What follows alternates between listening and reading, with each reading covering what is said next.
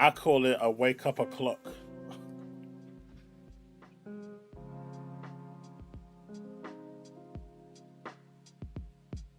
It works.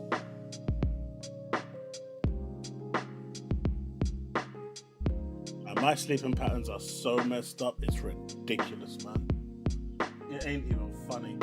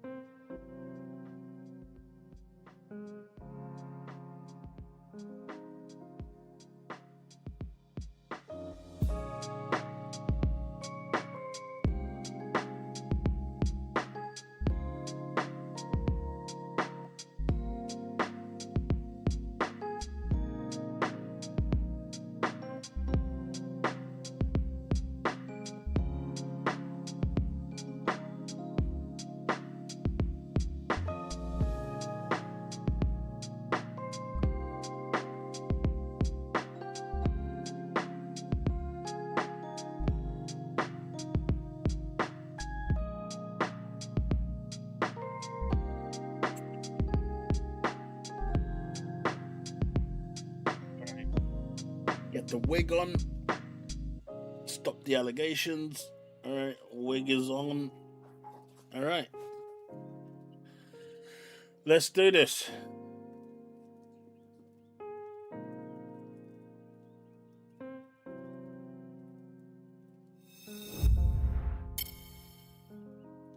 Yo! How we doing? I don't know what you guys are talking about, wigs. I said nothing. You guys are just weird. You've been up since 3 a.m.? I went bed at 4. Couldn't get... I went upstairs to bed at 4. Fell asleep at 5. And then woke up by the kids at 6. And then I fell asleep again at 1. Woke up at 3. Had something to eat. Went back to bed. And just woke up. Yeah, this ain't good. This is not a good set of patterns, put it that way. This is not how it was supposed to be.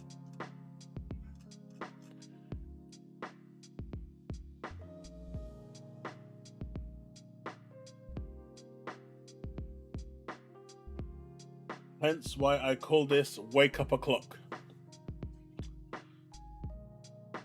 Because god damn it, Jimmy, it works.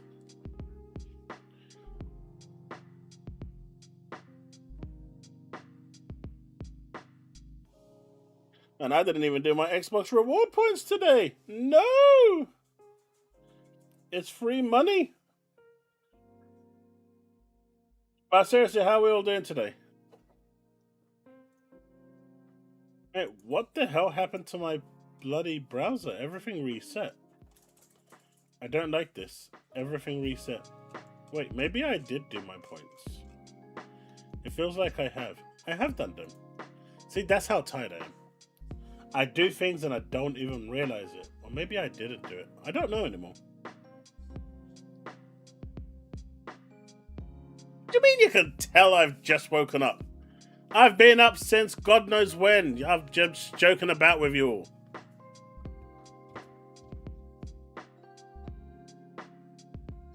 So if you do certain things on Xbox, like on do certain amount of searches, play some games and stuff like that, you get points, and then those points get turned into money that you can take off games.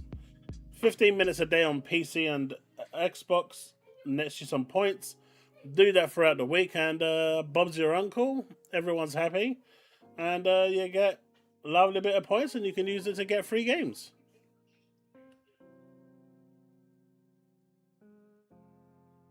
I did eventually. Just I don't know why StreamYard does that. So I can change the tab anywhere I want, but if it's on the window that StreamYard is on, it has severe problems, and I kind of wish they fixed that problem. I'm also like having to stream with StreamYard. You can actually go live with StreamYard, and maybe I might start doing that again. The last time I did that, you guys said there was audio problems. So maybe on Tuesday I'll try it again and see how it works out, and maybe they fixed it. Because at the moment I'm going through OBS, and OBS allows me to do like the overlays and stuff like that. But yeah, it was just it basically makes sure that none of those little issues happen. Hey, look. This is the way I see it, right? I played Mixtape. I haven't finished it yet, mind you, because I was too busy playing NTE for a couple of hours today instead of Mixtape. But I quite like it. I like what they're doing with it. I like what they did with it. That's my opinion. I'm going to stick with it. Is it a 10 out of 10 game? Absolutely not. Not in a million years. But I would give it, an 8 out of 10. It made me smile. It made me laugh. And, I could relate to what was going on there with friends I had in Northern Cyprus, where, that was our last holiday together and whatnot before they moved to Canada. So on a personal level, I could relate to it. So I kind of enjoyed it.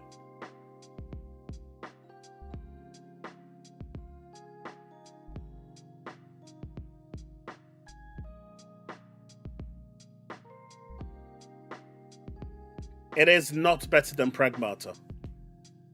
Not in a million years, Banisher.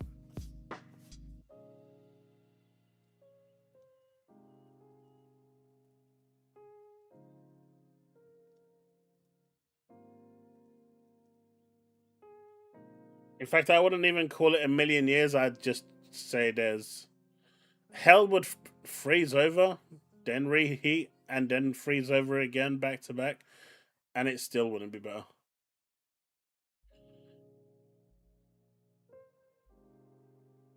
I can understand that.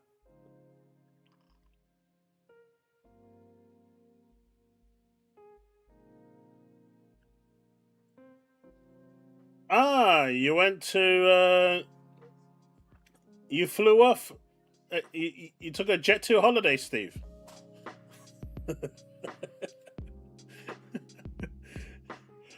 Steve took a jet to holiday.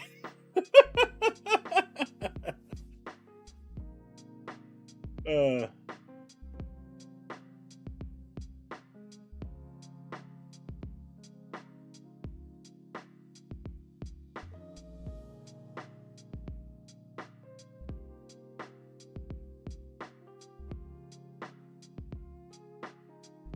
that's like 5 seconds of the whole game. Moonlight.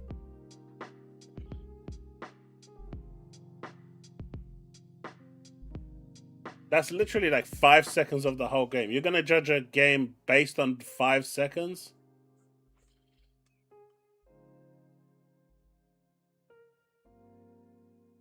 My PC visit. He said that Jet 2 holiday for your PC is coming in cheap. That's interesting. Kiln won't launch. I wonder why.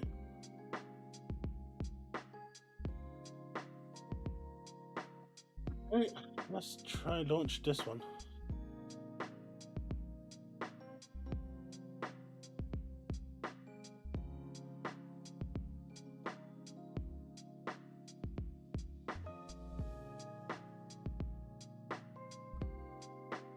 I find racing games are hard to get into Game of the Year contentions.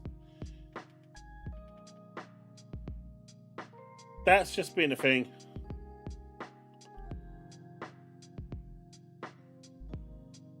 We've got a lot of news to get through today because I wasn't around on Tuesday, and frankly, there was nothing going on Tuesday.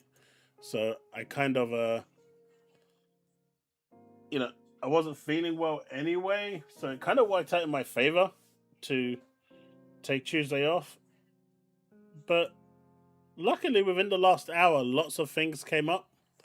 So let's jump in and start working through what is the bits of news.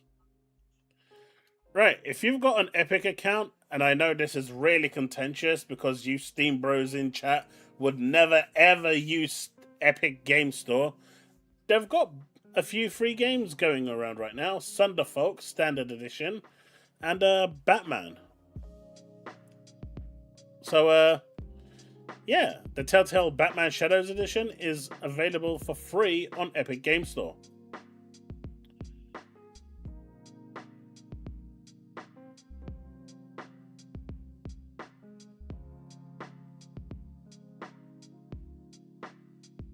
I'm sure you'll get through it, buddy.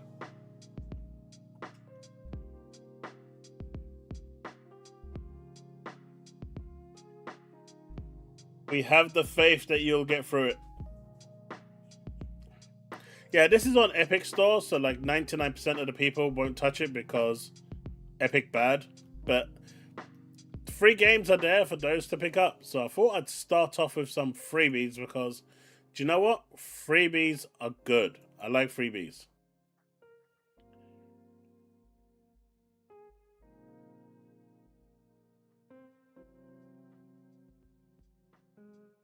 Forza on CD keys is only £70 for premium. £50 cheaper. Yeah, but in like what? 3 days, it's just on my Game Pass subscription. If they had like premium for 30 quid, I may have considered it, but they went overboard this time with the premium edition for early access, so they get no money from me. Greed is a wonderful thing, and if they don't find the right balance for it, they can go jump. I'm not that desperate to play Forza Horizon 6.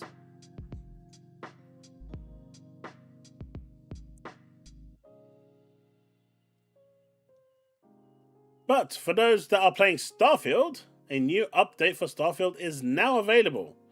Multiple fixes for crashes and stability, gameplay and quest fixes. So I know I think Byron might have been telling me that there's a lot of crashes on Starfield at the moment. They should hopefully now be resolved, which is good.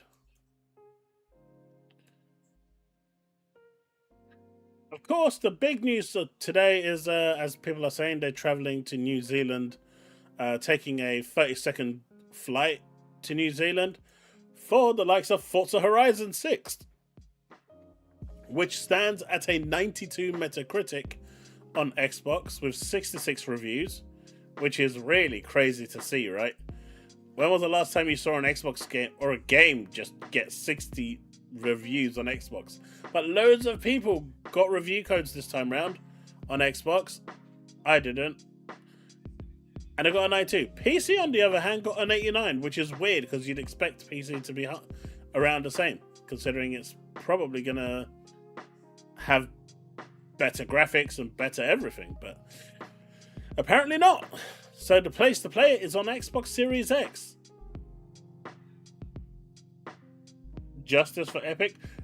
Banisher, I have no problem with Epic Game Store at all. I think people crying about Epic Game Store is weird.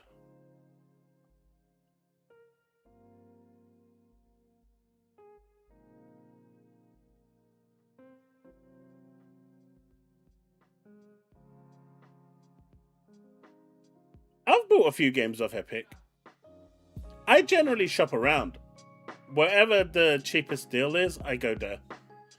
I don't care for any allegiance anymore. Like Pragmata, I looked around and I found it for, I think it was £27 or £26 on on one of the sites for Steam, so I just bought it there. But if it was £26 on the Epic Game Store, I'd have just got it there. If it was £26 on Xbox Store, I would have got it there. You know, I just speak with my wallet. I have zero allegiance when it comes to that sort of thing. My wallet dictates where I buy it.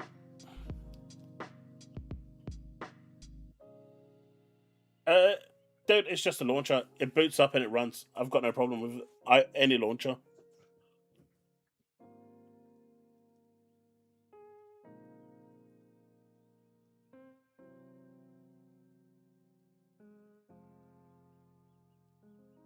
Yeah, but £20 makes a big difference, Steve.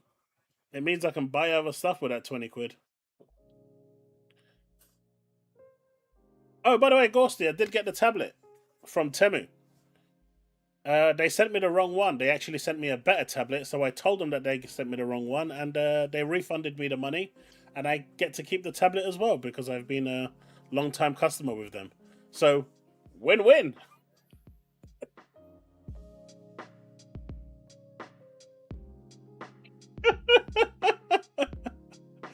And I'm not going to say no to a free tablet. It does exactly what I want, so I'm happy with that. And it wasn't even off the back of a lorry.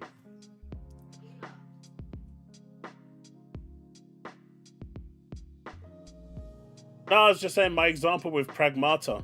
I got it for like £26. On Epic Game Store, it was like full price, right? It was at £45, £50. So that's why I got it on the Steam version. But if the Epic version or the Xbox version was cheaper, I'd just go where it's cheapest.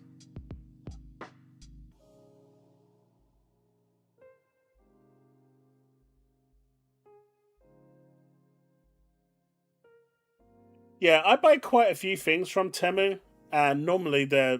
I don't think I've ever had I've had one delivery problem with them, but that was because of Every, who refused to deliver my item, not them. And you know, Temu even refunded me the money while they dealt with the problem, and then eventually it arrived, and they said I could keep it anyway. But that was really the only problem I've ever had, except for this one over here, where I ordered a tablet and they sent me the wrong size. But it's a better tablet, and I was like, okay, you know what? I let them know that they sent the wrong one, and they just said, you know what? We're really thanks for letting us know. We'll just refund you the money, and you can keep the tablet. You've been a long-time customer, and we just want to say sorry. And I said, excelente.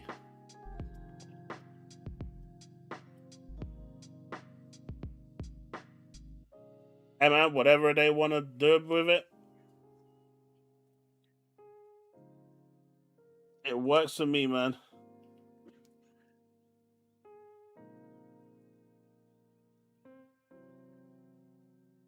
So, Forza Horizon has had a pretty great history, right? It started off with like on the 360 with an 85, then an 86 with Forza Horizon 2 with Xbox One. And it's crazy how Xbox One had 3 Forza Horizons. That's insane. I didn't even realize that. But it went from 86, 91, 92, and it's kind of been stuck on that 92. I did predict a 92, 93 for Forza Horizon 6 Metacritic. So, I was spot on. I was kind of hoping for a 95. I think they could have done it. But I wonder where they drop points.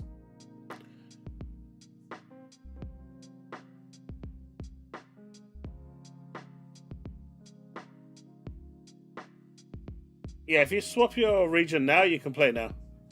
Just take a Jet 2 holiday straight to New Zealand. And you'll love it. Now, Bags. As much as I want to say there is, you know, we all like a bit of that stuff. Let's not get crazy now.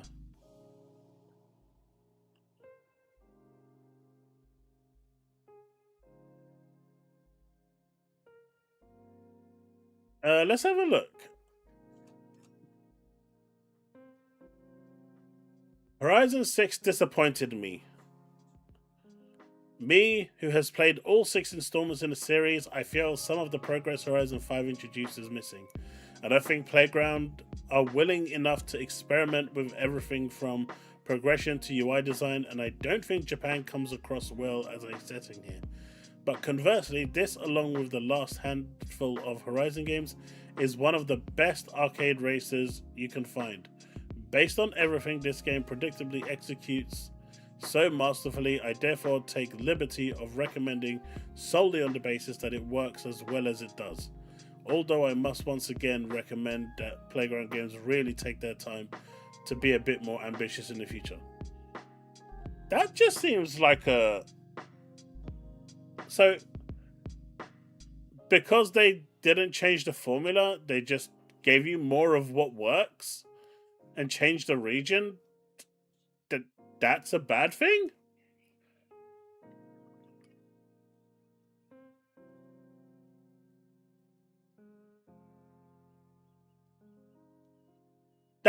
This 70 hurts it really badly, man. It could have actually hit that 93 to 95 if it wasn't for that 70. That's kind of cruel. I mean, I'm guessing there might be... There's 2 mixed reviews. Let's check out what the other one is. Totally unacceptable, right?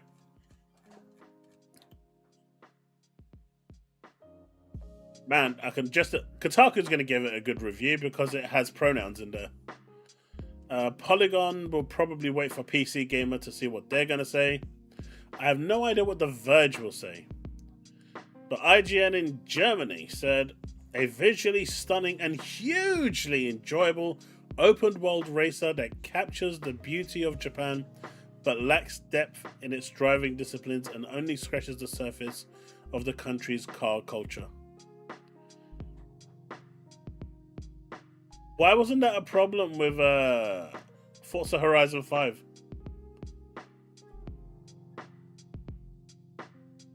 Why wasn't that a problem with number 5? It's now a problem with number 6. I hate that. I feel like they deliberately gave this a 7 instead of at least an 8.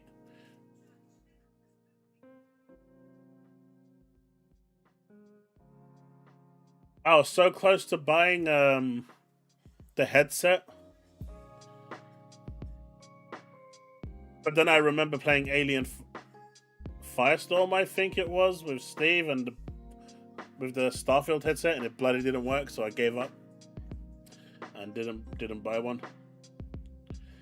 But I did like the design of the new limited edition Forza Horizon 6 headset.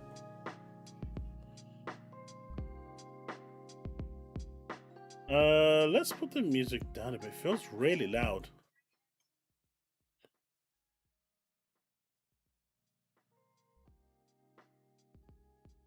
Yeah, that should be better. Hey, I got a 92. It's not that it's not an amazing score, it's just that they could have got higher.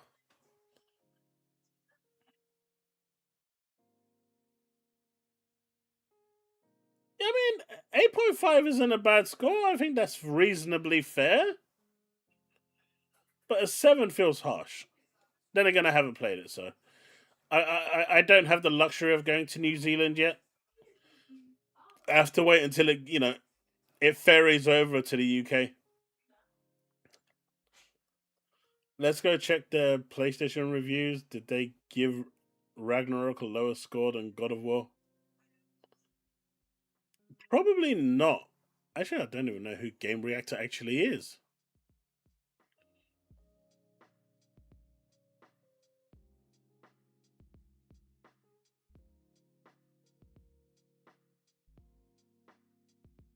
I don't think I've ever heard of this website. They don't even have a search. I can't see a search. What the fuck?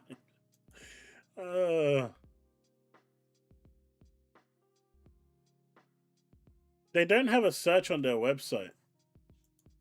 Oh wait, they do. It's hidden in menus. Let's see. God of War.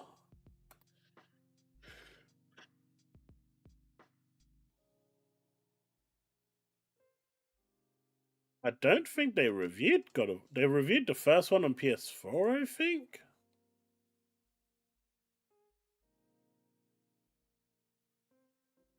I don't know why nothing is loading.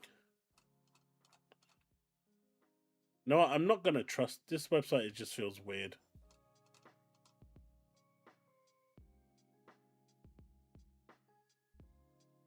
Yeah, I don't think they reviewed it at all.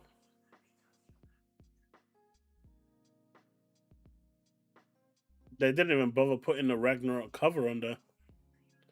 So, it's just a random publication. More than likely looking for their 5 minutes of fame by doing a PC gamer.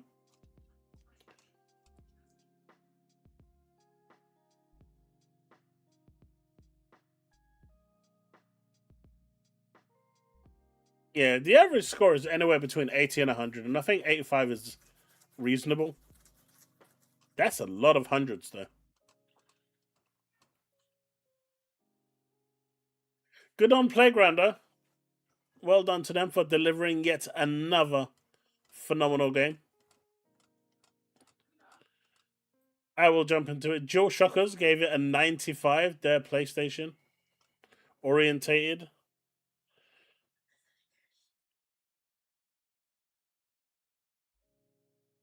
Game Informer gave it a 93. Spazio Games. Mate, what the hell are these magazines? They're all coming out of the woodwork at the moment with all these random ones. I think they're just making these companies up now. Metro gave it a 9. Gaming Bolt gave it a 9. So yeah, it's got a pretty solid thing. Windows Central gave it a 9.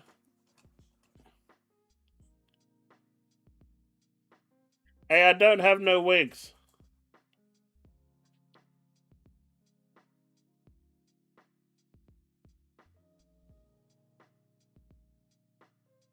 Yeah, but you have a monster of a PC. Your machine would just brute force it, right? The people crying are running on a Pentium 2 with 4 gigs of memory on a mechanical hard drive and running on like I don't know, a 960 GT something.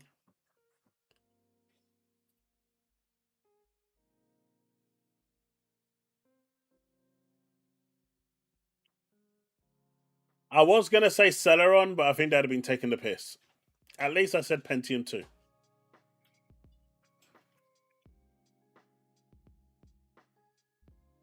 Do you know what? My internet has been a bit shoddy today. It's been a bit weird. It has. I've noticed it. I did not like it. What are you doing, Labubu?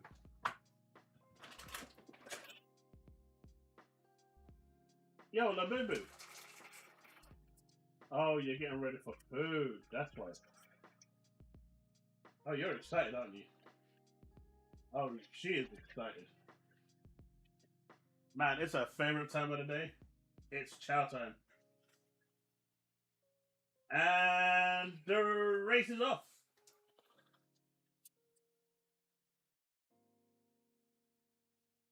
She's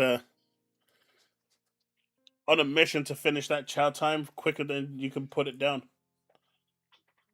Got her a slow feeder and she's still vacuuming that shit. Nah, this is good, man. 92. There's still a bunch of reviews still to come through, but overall, can't complain. 97% positive says it all.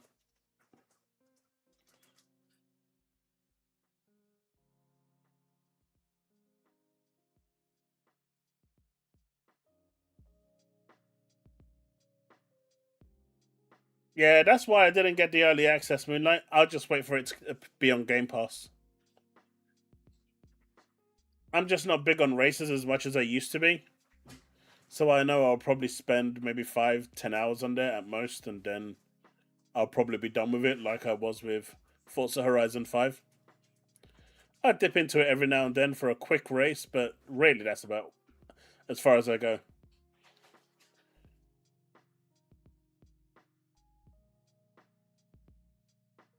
Hey, look, this is premium. You'll never understand, Paul.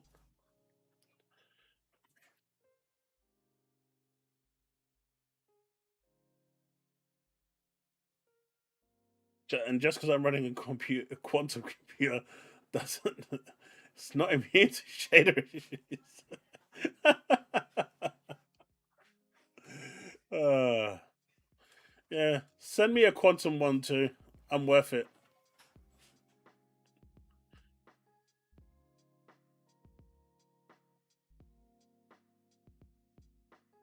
I can't do it, Esteban. I can't. I can't do it.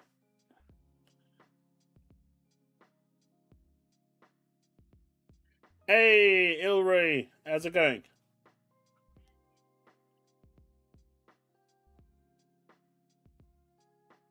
But yeah, I finished Will Follow the Light. Really good game. I believe that's available on all platforms, and it's currently got 20% off everywhere. So check it out. It's a good game. I really enjoyed it. I gave it a solid 7 out of 10.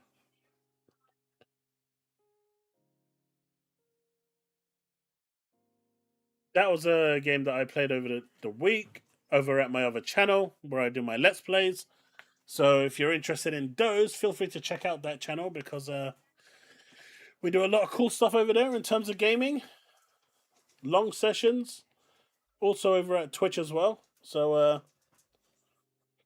shameless plug and whatnot.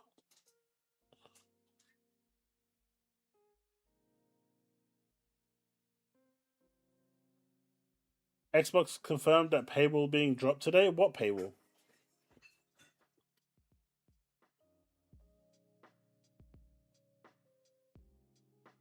If I have to pay $60 to get early access, I might as well get the game and just wait and just buy the game. No, I'm not. It's too much. It's $60 is too much. They should have just given you the option to get early access for £30 like they did previously, and I probably would have, you know, I probably would have taken a bite. I probably would have got it, but not at 60. I've heard nothing about the online paywall going away today.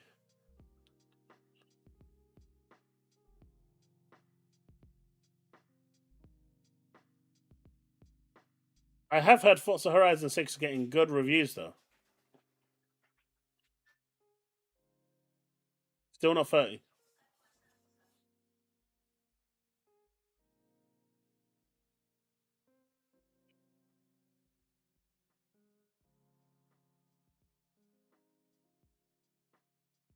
But Playground just keep on delivering, man. You know, I think this for the review says it all. Nice bunch of 10s and 9s until you get to Game Reactor and it's like, the fuck, dude? What are you doing? Why?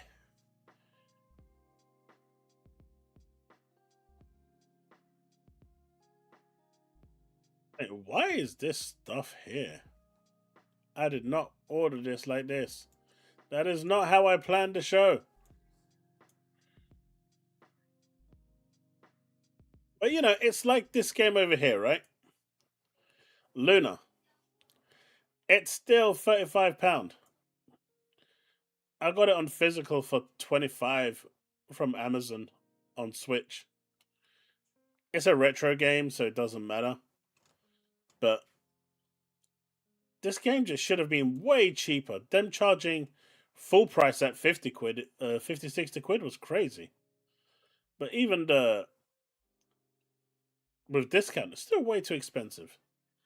I think, you know, studios just kind of need to realize that they need to price their things appropriately for people to buy them. And I wasn't going to buy that.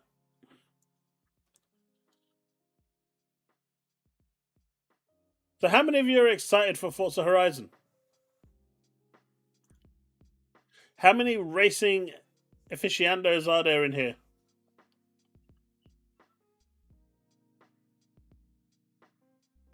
I mean, to be fair, if we look at what they did previously, they've been doing that for a while, no? Unless I've lost that tab again. Forza Horizon 5 was 92 as well. That's a critically acclaimed game. So in 2021, they delivered. 5 years later, they delivered. So it's the second time that they've delivered.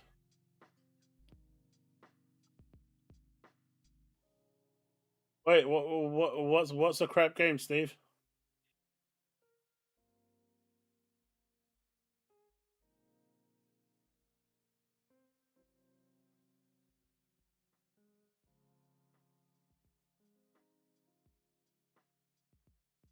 You mean a PNG?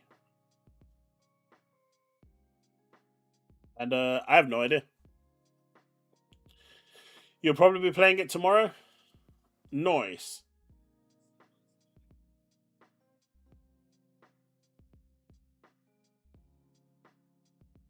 Don't say that, man. It's definitely going to be reviewed higher than Gears E Day. So if 92 is a crap game, I don't think you want to go down that road.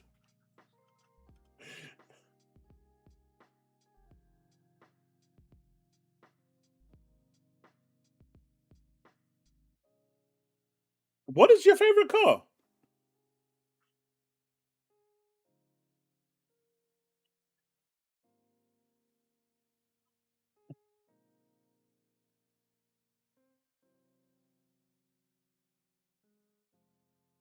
What?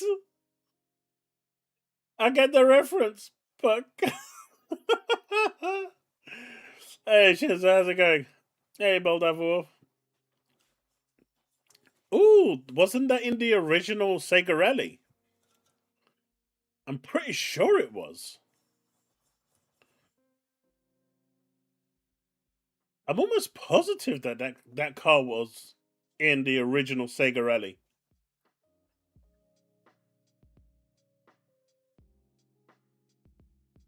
Wolverine will get a 96.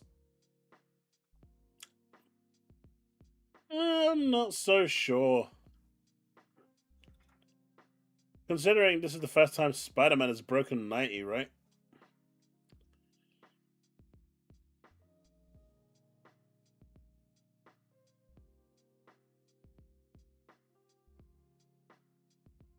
Nah, Navy, we all know what game is going to win Game of the Year this year. It's not even any competition.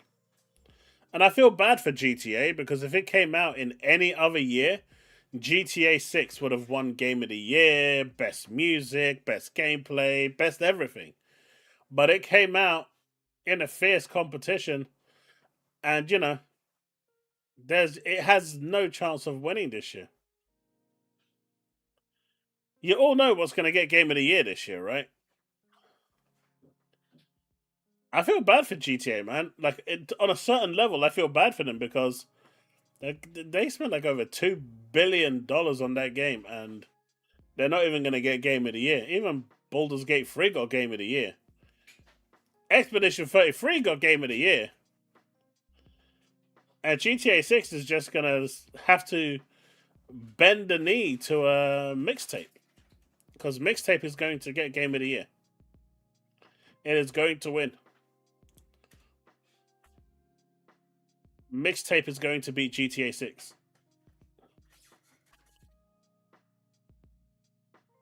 Because Jeff Keighley is really loving mixtape right now. That guy is glazing mixtape. Mixtape is going to win Game of the Year. You'll see. You guys think I'm joking until you see it get nominated. And then you're going to be like, no, this can't happen. No. And it is going to happen. I mean, there is no competition. Mixtape is going to win. The nominations are mixtape and the rest. That's it.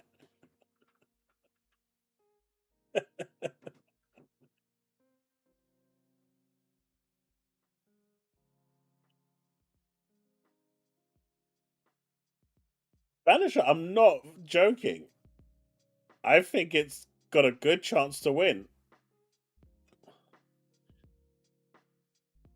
Don't forget, the media is the one that determines who gets Game of the Year, right? It's not us gamers. It's not the people that actually play the games or stuff.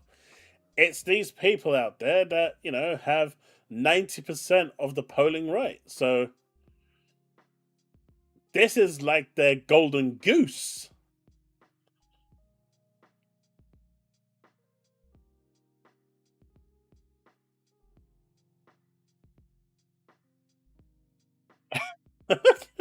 Bandit. That'd be crazy, right?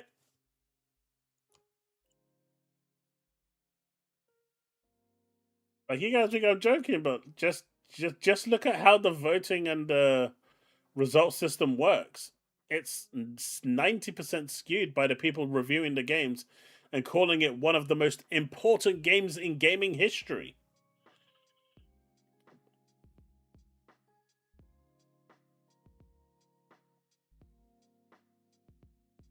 I think GTA has a lot of I think honestly, I think Strauss is kind of scared with GTA. And it makes sense that he's releasing GTA Online later and not at launch with GTA 6 because they have to tread with that really carefully, right? There, because GTA 6, I mean GTA 5 Online makes 500 million a month. In contrast, Red Dead Redemption, which they don't care about, makes 500K a month. Now, if you turn around to Sony and said, "Hey, Marathon is making 500K a month," they'd be doing lap dance and twerking their shit like there's no tomorrow. But 500K is nothing for Rockstar. They don't even care about it. They won't even get out of bed for 500K. They want that 500 million a month. So they have a huge problem with GTA 6 Online because they're investing a lot of money into that. And the question is, will people migrate? And time will tell. Yeah, but it's more the migration, right?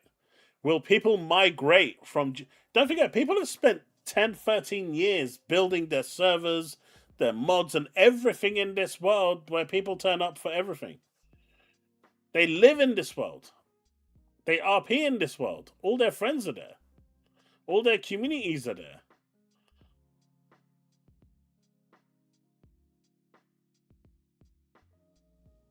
It's not about not being there day one. I'm saying I don't. There's a good chance the migration won't happen, and they need it to happen. And the problem is what they don't want is what's happening to Bungie right now, right? Bungie right now has two franchises that are fighting over each other over the same audience because it's the Destiny audience right now that's keeping Marathon alive. And because Destiny doesn't have any content whatsoever, well, Destiny and both Marathon are in, if you look at the Steam charts, they're both in the shit position. They're like 150 or something, 158. And the problem is, Marathon isn't a bad game. It's just not being adopted because it's such a saturated market and they came out too late. But they're cannibalizing each other. And so it'll be interesting to see if 5 completely cannibalizes 6's online.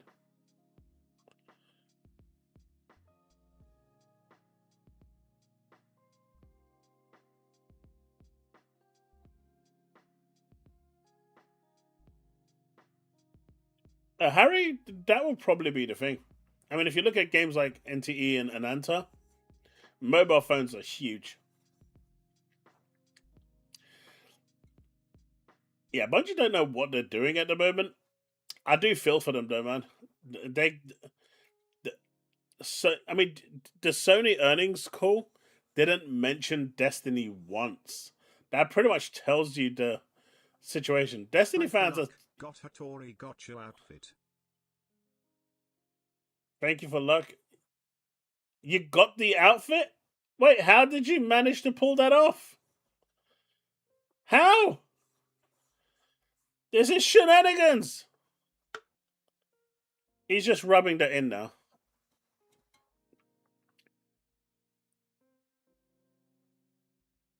Because it was the only PlayStation game in the noms.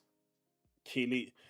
I don't think Jeff Keighley should be running the Game of the Year nominations. I just think it's the moment someone who is heavily biased for a platform is running the show, you just can't take the nominations. You know, you can't take them seriously. Hey, look, don't start, Bags. You just jelly because you haven't played it yet.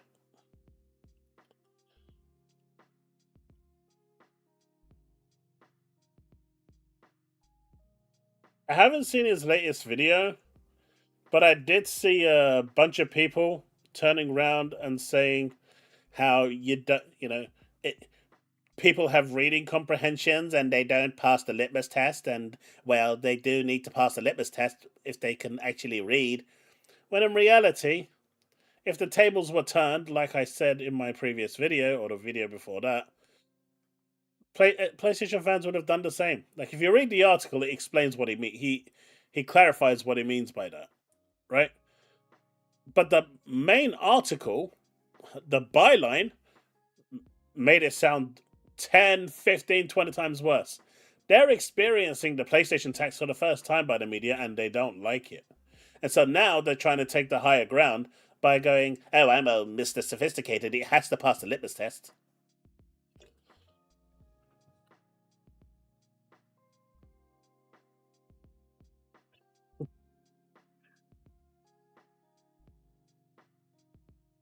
But yeah, so I think we're seeing Bungie right now with their two games cannibalizing each other, fighting for that same space.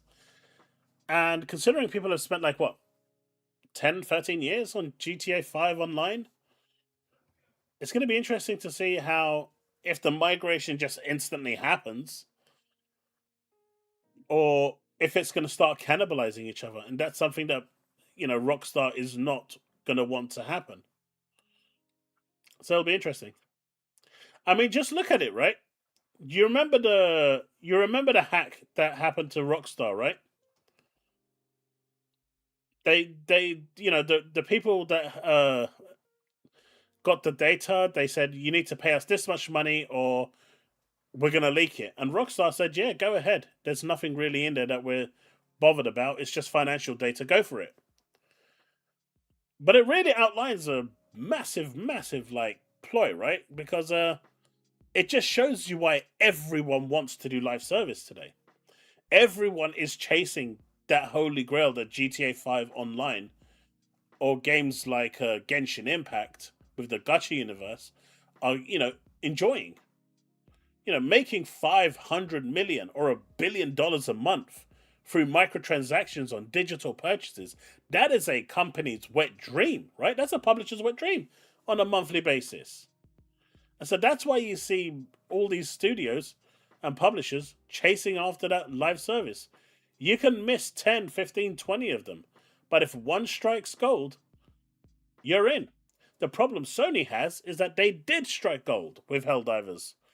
But they decided to let you earn all the currency in game really quickly and easily. And so they shot themselves in the foot. The one time they did actually succeed, they basically fucked it up. They said that about other games as well. And they don't always migrate. Just look at MMOs. Hey, Diablo. How's the game, my dude? I think there's more people playing Black Ops 6 online right now than there is Black Ops 7.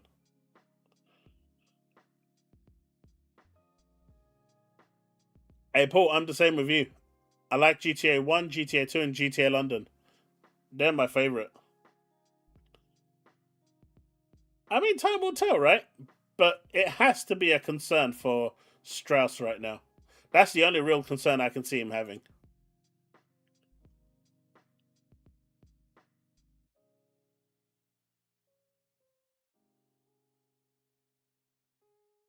Helldivers 2 is a fun game, right? If you're playing with a bunch of friends, it's really cool. But like I said, there's no reason to invest money into it through the microtransaction store because they give you all the currency in game. It's a bit silly the way they've done it. Diablo playing Diablo, I like it. I like it.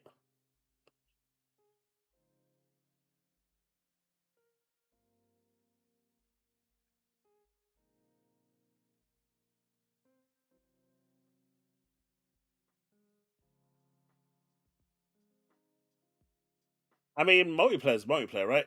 Forget about the single player campaign. Whether the single player campaign is good, bad, is subjective. Some people loved it, some people hated it. But the multiplayer is multiplayer. That's different.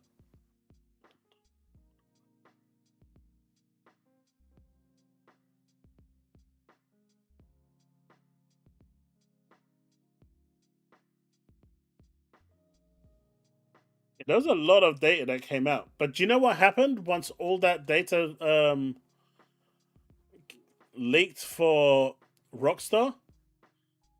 Once their shareholders saw how much money they were making during that leak, their stock price went through the roof. They almost doubled their valuation for that month. It just goes to show why everyone is, chasing that lifestyle back. You need to take a trip, E85N, to New Zealand, and you should be fine. It's a short trip through the settings, sponsored by Jet2 Holidays, and once you're in New Zealand, the game becomes available for you to play.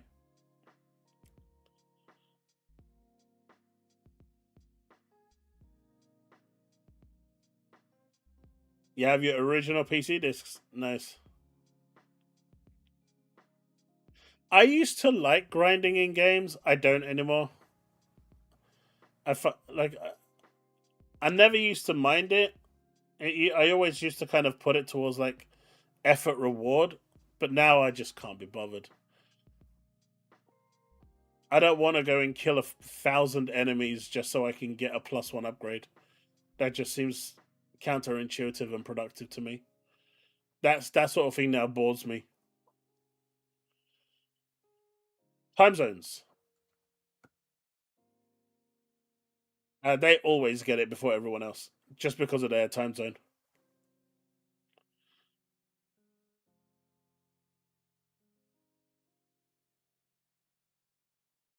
But apparently, there's an invisible handheld tag spotted on some games on the Xbox Store. Maybe coming to Xbox Play Anywhere. So these apparently might be coming to Play Anywhere, not to Game Pass. So Baldur's Gate 3 probably still gets another life to live because people still remember, the CEO saying it's never coming to Game Pass. But the moment it does, people will remember. Pepper Bridge Farm remembers. And he'll get his comeuppance. What about the gacha grind? They've. If you look at the gacha grind from like 3 years ago compared to now, it's nowhere near the same. Genshin still is a little nasty with all the collectible ocules that you have to do. But if you play the game like systematically and don't take like a 3 year break like I did, and then or 2 year break and then go back and try to catch up and then can't be bothered, the grind has been cut down. If you look at Wuthering Waves, there's no grind. Even NTE right now, where's the grind? It doesn't feel like a grind. The world is alive. It feels really great. I'm someone that really doesn't like open world games, like some of you know. And in some weird and wonderful way, I'm really enjoying this really alive world that they've created with NTE. It's weird. I never thought I'd enjoy it, but here I am, actually enjoying the busybody stuff that benefits me. It's like everything I do helps me progress, and it's not tedious. It's not boring. You know, I think there's a difference between just tedium grind and then having a bit of a grind there that benefits you as you go along with what the thing. But yeah, these being played anywhere is definitely a good thing. But we did get some Xbox news as well, folks. We did get some Xbox news because coming in hot for Xbox Insiders First, the brand new animation for the boot up screen is now live for insiders, and a new tiered gamer score badge system is now up and running. It's really cool for those people that have like their millions and millions and millions and millions of gamer scores. But this is the gamer score badge system that they have right now. They haven't designed one for 10 million yet. They're still getting there. But now under your thing, you'll get one of these badges that dictate how many points you got.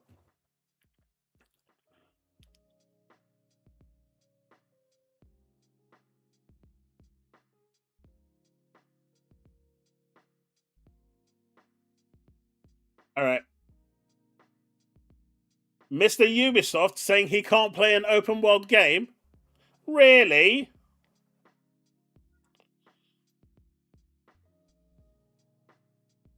Vital, I think they've learned that that's not the way to retain the players.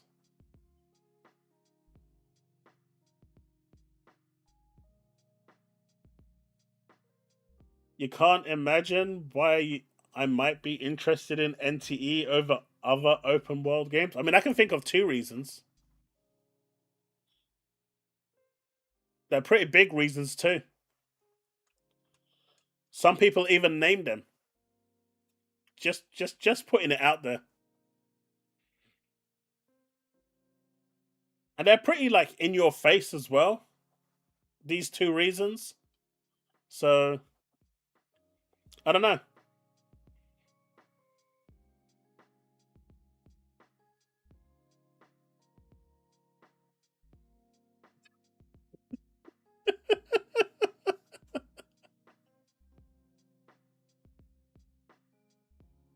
I don't know what you're talking about, Ghosty. You've got 151k? Well, you got more than me, Diablo. I think I'm somewhere between 50 and 75k.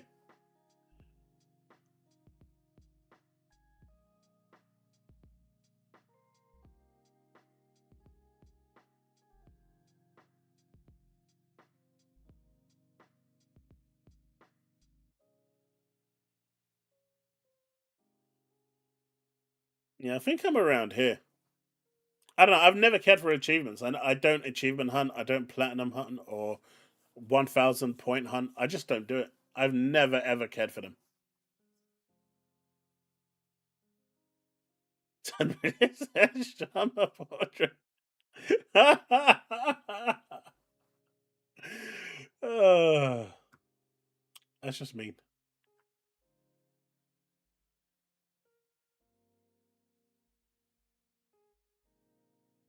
Did you see? I think it was GameSpot.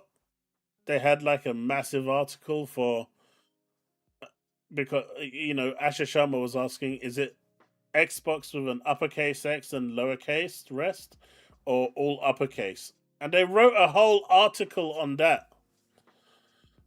Man, where would these publications be without Xbox?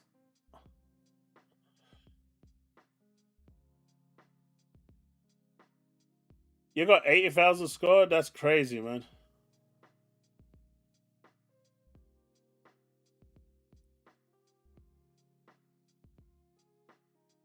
My gamer score and platinum score is pretty bad because I spent most of my time playing live service games for years.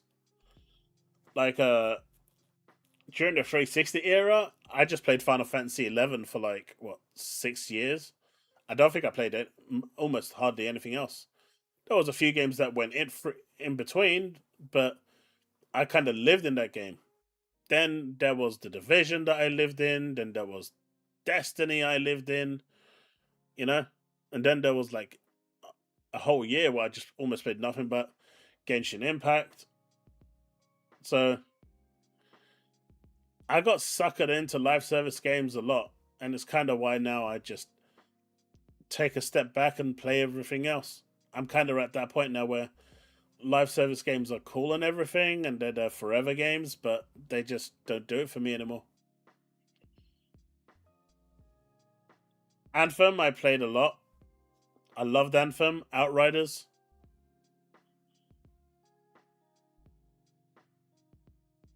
But um,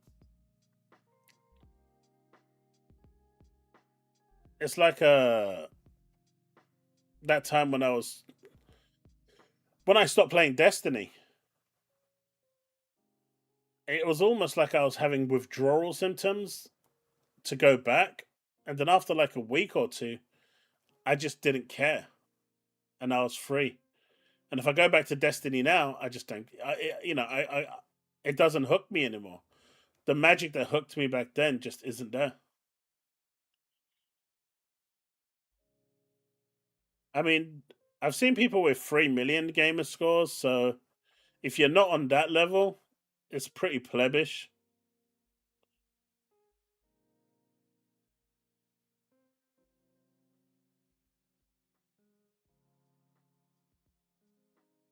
I mean, gachas can be played literally free to play.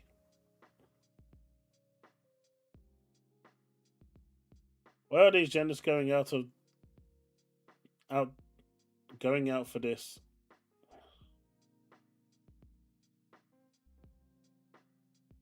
They're not going out for her.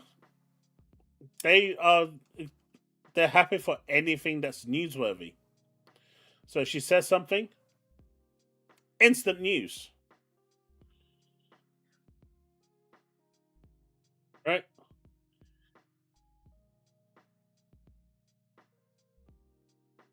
And I mean, at the moment, all of this stuff that she's been doing with the gamer scores and all of this and revitalizing all of that stuff, it's all good and everything, but it's all just a smokescreen until we get the really important stuff, and that's going to be coming eventually.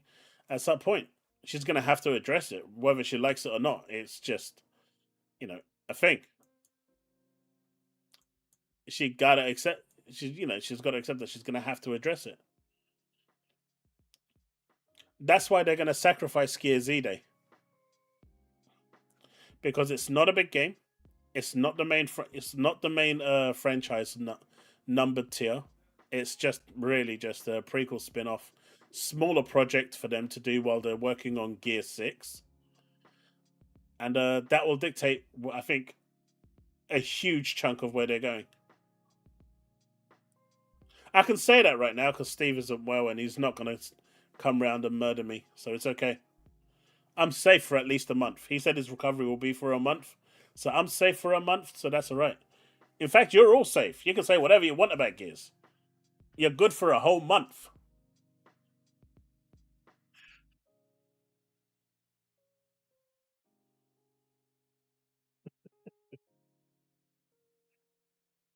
So whatever you wanted to say, let it out, boys.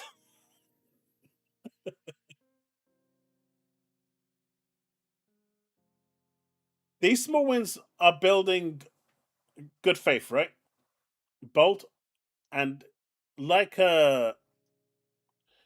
Major Nelson told Asha Sharma, get involved with the community, listen to what they want, and be a part of the community because it will win you favor. And she's done, regardless of what anyone wants to say, the bottom line is, in the 2 months that she's been there, she's done more for, you know, the Xbox console itself than the last 2-3 years that under the previous administration. It's had almost a complete refresh, new boot logo. Like there's been a lot done purely on the console's quality of life, refresh side of things, and things have been getting better for the console, and that's good. These are visible, small win, quick win changes that is winning her a lot of goodwill. And I've said this multiple times. But moment she makes that decision, for or against, regardless of what she chooses, regarding exclusivity, that will be the big test. Because that's when people are either going to turn against her or are going to stay with her. As her time will tell. Right now, she's building all that goodwill in hopes that if, you know, if it doesn't work out the way people want it, they will still want to go with, follow the band, follow the brigade. But the weight of that exclusivity thing that hangs over is massive. And so that's going to be the first real meaningful thing that's going to impact the machine itself, and I think gamers as a whole.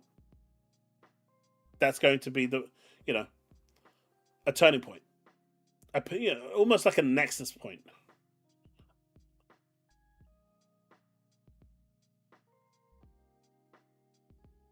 Wait.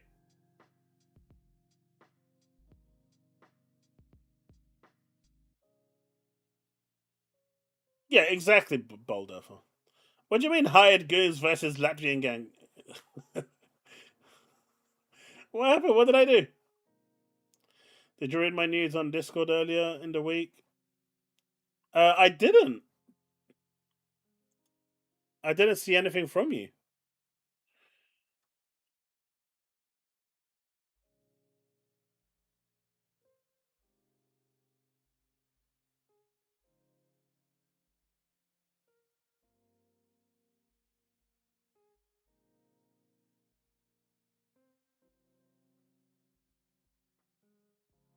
I did not. I did see that there's something happening with Doom today. A 1 year anniversary. Is that like a trailer of some sorts that's happening today? I don't know, but I didn't see anything else. Maybe send it to me via DM, and that would be cool.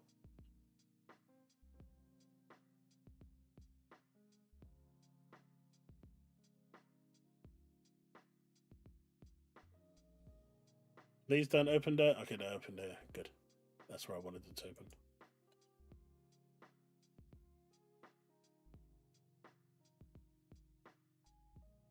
He threatened to hire a Latvian gang and not use my business. Wait, I didn't see that. Where did he say that? I could easily. Oh, you need more Walker Chaos? Maybe. Yeah, I'm actually coming up to that soon. That's on my rotation. That's on my agenda.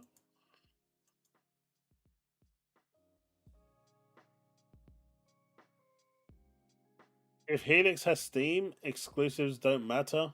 But if Steam isn't on Xbox, exclusive is a necessity. I also think had to report someone on PvP spamming in PvP in my GM response. Yeah, I saw that. I was like, what the hell is going on?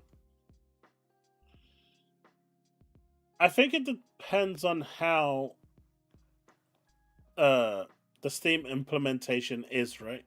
I mean, for us consumers, it doesn't really. If Steam is there, happy days, right?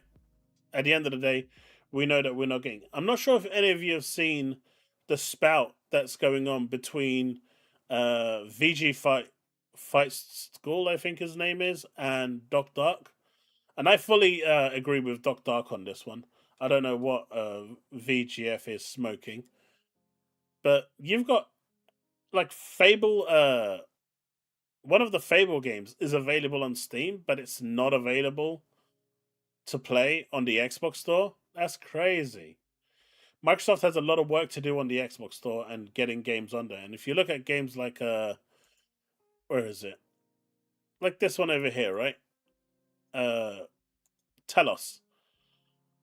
If you're an Xbox customer and fan of the Talos Principle franchise, Devolver Digital is snubbing Xbox completely for the grand finale, Talos Principle 3. So Xbox gamers got Talos Principle 1, 2, and then they got the middle finger for the third part. and said, "Yeah, if you want to finish the game, uh, go buy a PlayStation or a PC." It's kind of like this sort of thing needs to stop. They just basically said goodbye for the trilogy. So if Steam is there, great, and everyone is assuming it will be there in some form or fashion. But it's going to, if Microsoft is planning on releasing the Helix as just the Xbox store on its own, with like some form of access to, your Steam library or something like that, I don't, we don't know. But if the Xbox store is going to be the primary place to play, they have a lot of work to do. It's going to be, they have a big problem.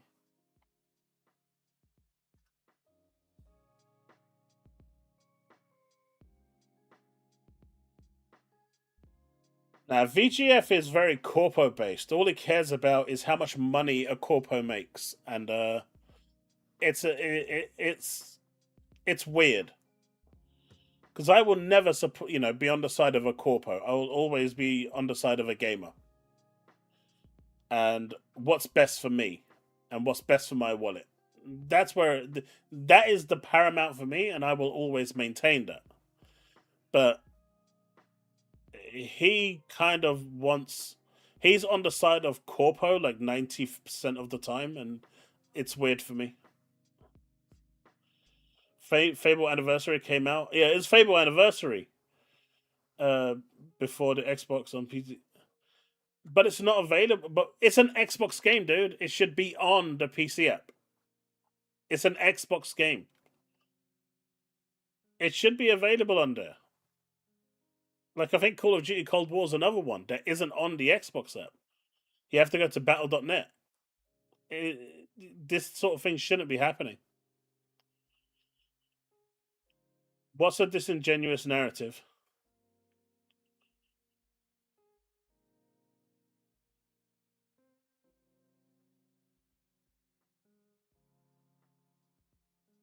Oh, I'm not saying he's a shill. I just find when he puts stats forward, it's always towards like the business side. But as a consumer, I just don't care about that.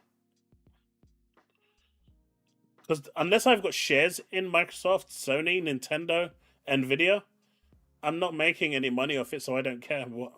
I don't care if Microsoft makes an extra, $2 trillion. I'm not seeing any benefit of that. AI might, but I won't. You know, but if I was a shareholder, I'd be like, yeah, make more money, man. The more money you make, the more money I make. So it changes the landscape and the position you're in. But as a consumer and as a gamer, the only thing you care about is, are the games coming to my platform? Do I have access to these games? And that's where it stops. But then you got this one over here, which Halo Campaign Evolved is now showing up on PS5 shelves in GameStop. I mean, this is a crazy moment. I do not think this is a win in any way, shape, or form. There are certain games that I still believe that should not go at all, ever, and Halo is one of them. I stand by the video that I made last year. No, this should never have happened, and it's crazy that it has. This is not a win in my eyes, but people can have different opinions, and I respect that.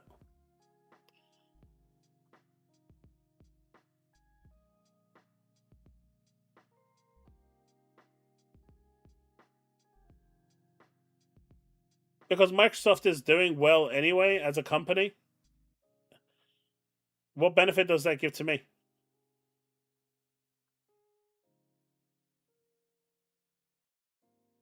Like, am I getting day and date games that were skipping Xbox?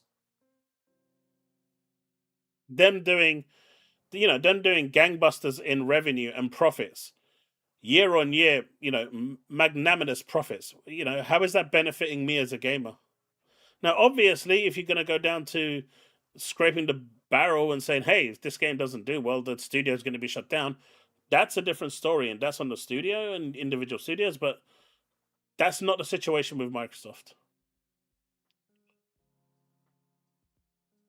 Consumers need to realize that Nintendo, Sony, Microsoft don't give a shit about you. They don't. So, 100%. They care about your wallet, though, and your credit card, and your debit card. They do care about those. They love you. They love your debit card. Man, the amount of games I bought off Xbox over the last. The missus was like, "Are you done buying games yet?" I was like, "How come? You've bought like 15 games over the past 3 weeks." I was like, "Yeah, I think I need to slow down now." But man, the sales were good. The sales were really good. Now the problem is, will I actually ever play them?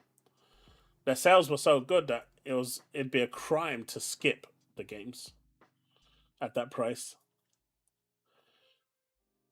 It's trying to compete with Linux. They don't need to compete with Linux. Linux has like what 3% of the market share. Why would they be competing with Linux?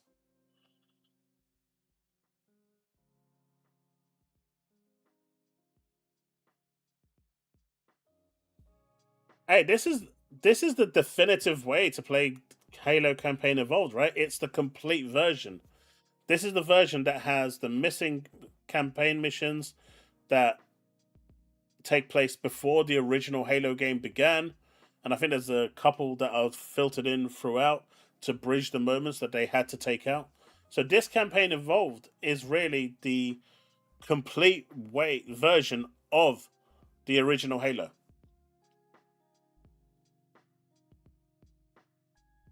I see what you did there. I respect it, but it's diabolical at the same time. Bad, Raichi.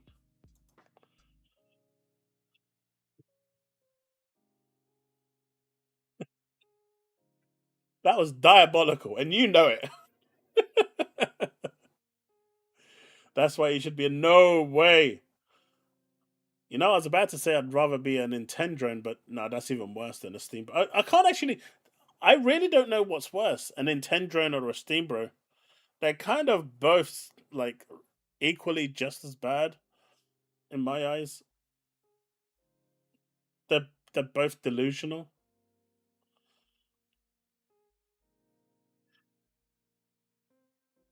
Have you seen the size of my head, Bruno?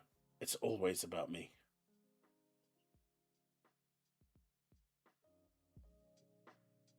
There's a bit of realism in seeing how the money flows translating to the games we get and the trajectory the gaming industry is ongoing forward. Now, I get what he's doing. I just think that sometimes with the way he portrays himself, he's always on the side of the corporation. And, maybe he's a shareholder. And if he is, I would be doing the same thing. I'd want the company to make way more money. It just makes me more money. I don't know. Like I said, I've been watching the back and forth reaction videos between him and Doc Dark, and the things that he's coming up with, they're not good points.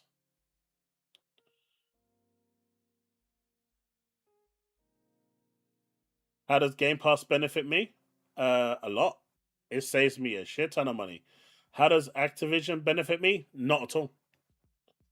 I don't play Overwatch. I don't play WoW.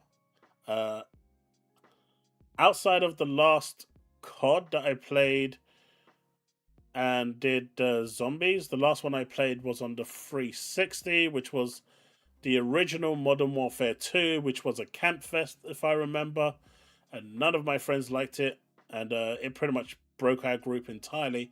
And I didn't touch COD since then, I don't believe. So, you know, the Activision purchase did absolutely nothing for me. Well, it did have a negative. It did increase the price I pay for Game Pass. So there is that.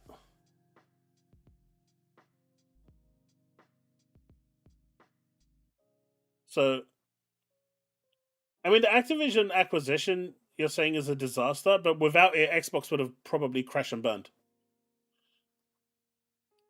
Like, even now, with the acquisition of Call of Duty and Activision and everything else, they still can't, go into the positives with their, software sales, digital sales, and anything, right? Can you imagine how much worse it would have been without Activision? They needed Activision to stay afloat.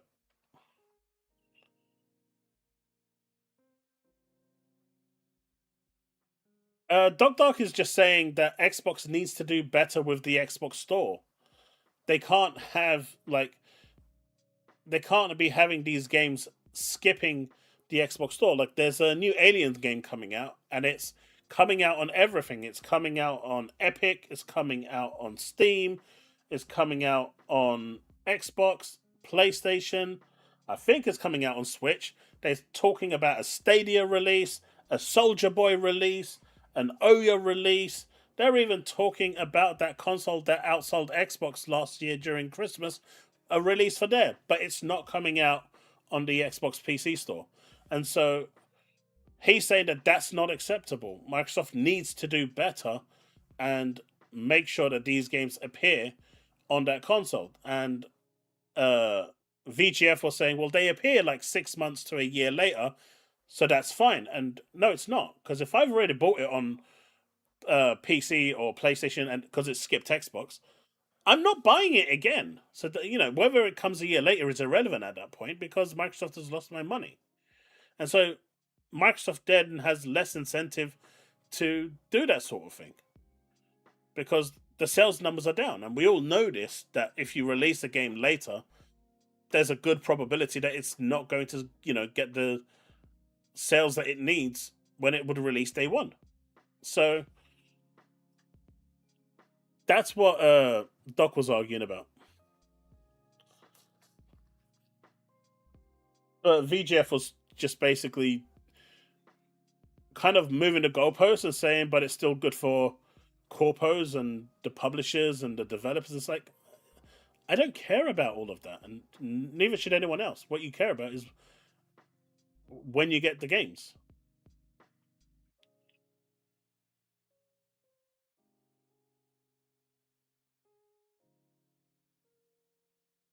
Wait, you said that game was 0 out of 10, Steve. You can't say that now.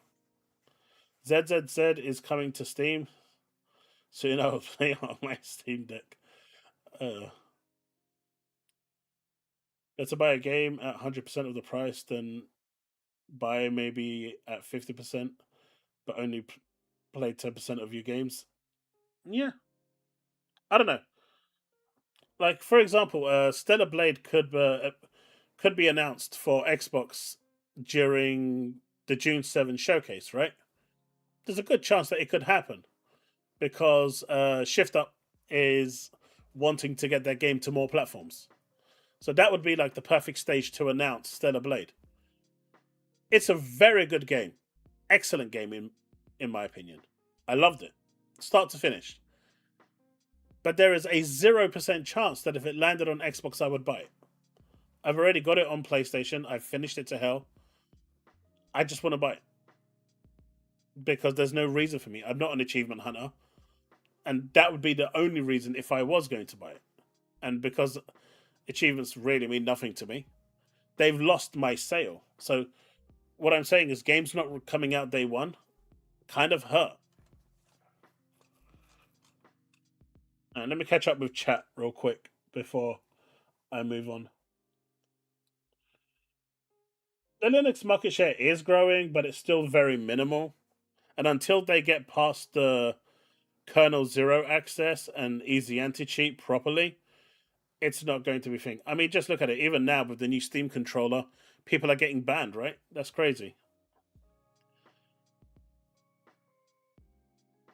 And Xbox is worse? No. Nintendo's off. Man, you can't argue with Nintendo fans. They're crazy.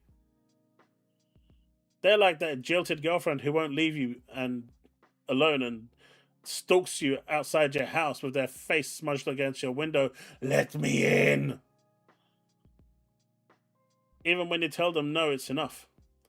I think Paul may want you to look at general. Yeah, I'm trying to catch up with chat. I'm really far behind on chat.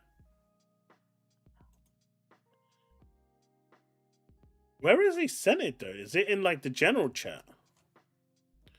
I think I'm making it in time. Use development department redundant. Oh, really? Oh shit.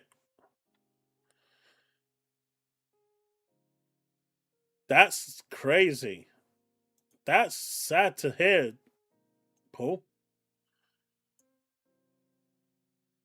That is really shitty.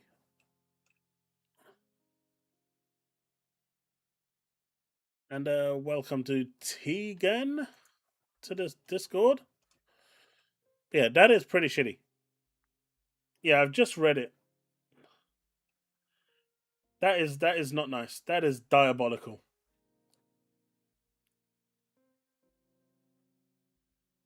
And I do love the way Kurt says diabolical. That's fucking diabolical. Yeah. I mean, QA for the most part has been replaced by AI quite some time ago. It's AI is just killing all the jobs.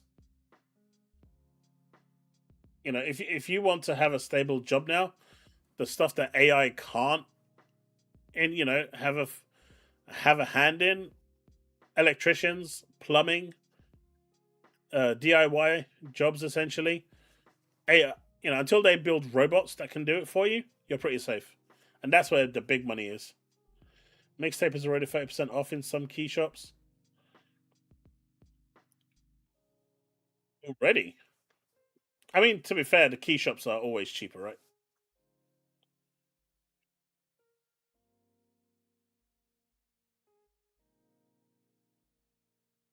Xbox needs to beat Sony at marketing, is what Xbox needs. Uh, Diablo, yeah, that's fine. I Yeah, I threw in a few extra ones there. Game adaptation news, just to emphasize the point that I was making.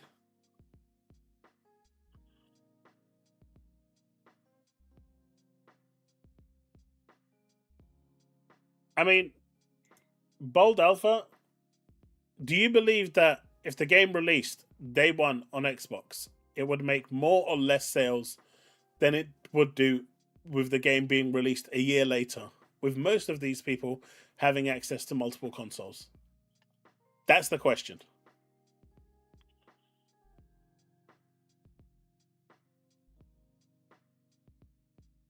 Shinzo, why do you want Game Pass to be expensive? Go away. That's that's not a good take. The publishers holding out for Microsoft money to put it on there. Why should Microsoft have to be blackmailed? Dude, they created the problem. You know, they created this system. They can deal with it. Why am I being punished for games not appearing on there because of a situation that Microsoft created? I understand what you're saying, Navy, but at the end of the day, this is a situation that Microsoft created. As a gamer, as a consumer, I expect the games to be there day one. And it's their responsibility to make sure that happens. They told me that this is the best place to game, not this is the best place to play your games 5 years later, right? Because if they made that statement at the beginning, maybe people wouldn't have bought the Series X and S. But they told you and me that this is the best place to game, and I love my Series X. And you know, this is a problem for them, not not for us to deal with as a consumer. The only thing that's important for you and me is the game there day one? Can I play it? Will you be able to play the new Silent Hill game day one on your on your Xbox console? These are the questions. Paul, I checked it. Did you add anything? Okay, I'm just still catching up. No, we don't do tea time here in the UK. We do dinner time. Tea is so old school. You need a nap. Don't bother with a nap.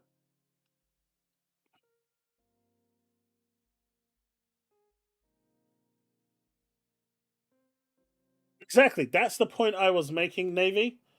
Like they are purposefully skipping the Xbox store, and it's weird. That's just so weird to me that they would do that.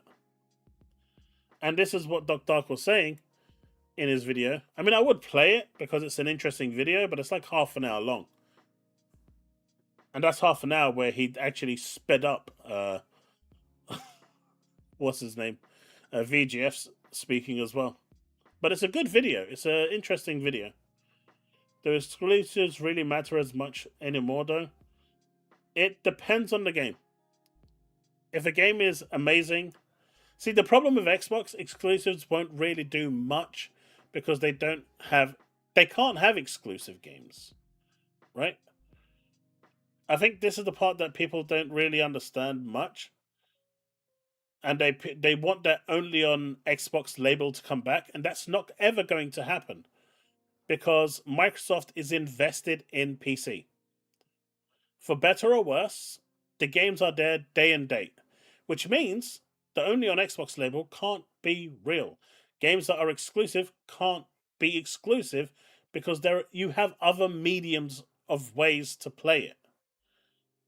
What you don't want is a situation where you only sell 10 million consoles in the upcoming generation, which would leave people less reason to have those games built for your specific console. This is why Microsoft is kind of moving away from the traditional console in terms of build and having the Helix, which is basically built on PC parts.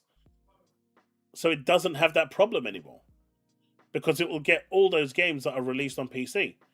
The question then arrives: is Steam going to be on there? And if it isn't, Microsoft needs to make sure that these games that are skipping the Xbox store stop skipping the Xbox store. Because at that point, you'll have a console that can play PC games that can't run all the PC games. It loses value dramatically.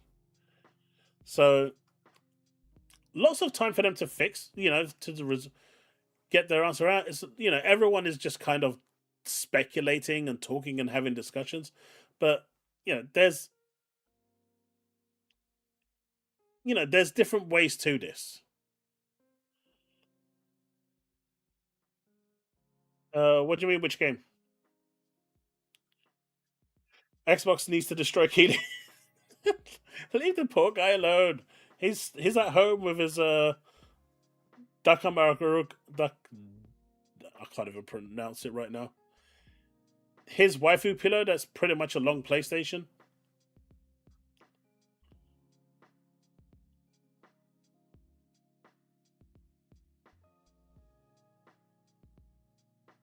But Xbox can't really have exclusive games anymore for that reason. True exclusive. What they can have is console exclusive. The question is, though, will that be enough to get people to come from, to increase the number of consoles being sold? We don't know. Because Record 6,486 celebrates 11 months of membership. I want my mint waifu pillow, lol. You want your mint pillow, I know. Mate, I kicked out Fadia and brought Mint back in. Fadia's weird, man. She's literally tried to kill you. I've given up on the developer scene. That is final straw for me. Too old to crunch for nothing. The crunch is nasty. But it exists everywhere, man. That's the sad part. It's only ever highlighted in the games industry, but it exists everywhere in tech.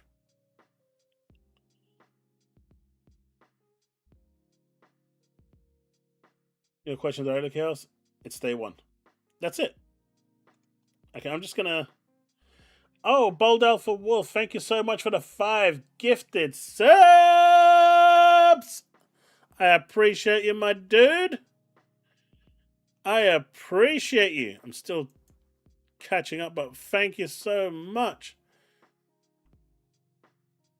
Let's update the numbers on here.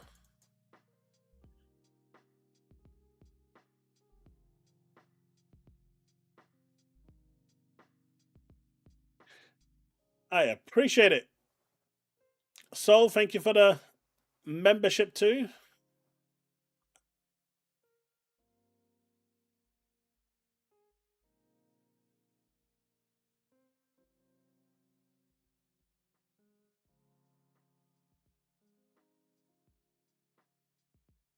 Think I'm up to date now? I am up to date. Thank God.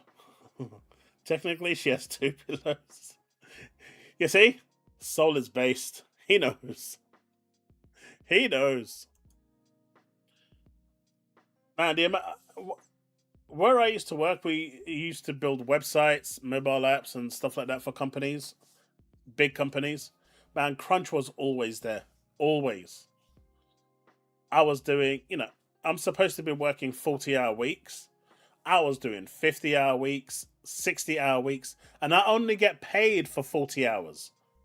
But I'm expected to stay behind and do the work to make sure it crosses the line. Right? And anytime you do extra Monday to Friday, you can't even claim back as time off in lieu. Only the weekend you can claim back. That's the contract. So if you do weekend work, then you can do it. But there was so many times that I'd work like 10 hours, 15 hours extra, 20 hours extra, and you don't even get paid for that shit, but you just got to do it to get the project over the line.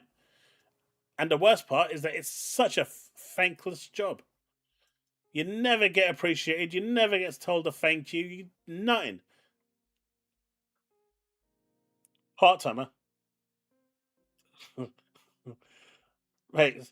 Part timer so much that I dedicated, 13, 15 years of my life working under those conditions. And now my health is absolutely and truly fucked. To the point where my legs are completely screwed. My, I put so much of my life and dedication into, being the best I could possibly be. And for what? And for what? To be made redundant and thrown aside like a piece of shit? These companies, like I said, I've got a really bad outlook when it comes to companies. Because I got dealt, a harsh lesson. And I learnt my lesson, a number of years ago. That they just don't care. You're just a number to them. And so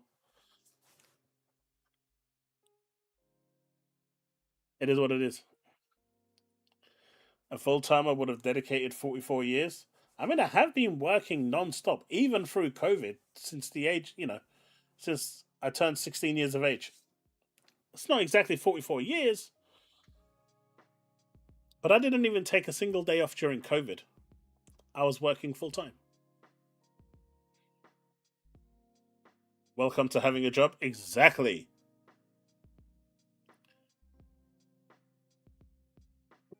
Raichi, you say that right. I remember where I used to work. One Christmas, they do their Christmas parties, right? The last Christmas party I went to, like me and I work in QA, and our team that I was in, we literally pushed out all the stops. We went way, above and beyond to make sure we delivered it to the client on time. It was a very important, high prestigious client, and we made sure that it was done. At the time, we had to cancel holidays that we pre-booked to make sure it was done, just to get the work done because it couldn't get done. And when it come to the Christmas party, the CEOs got on stage and was thanking everyone individually, even the toilet cleaners, but they didn't thank QA. And since then, I said, "Fuck it, I'm done with this shit. I'm never ever doing that shit again." And I never went to another Christmas party after that. True story.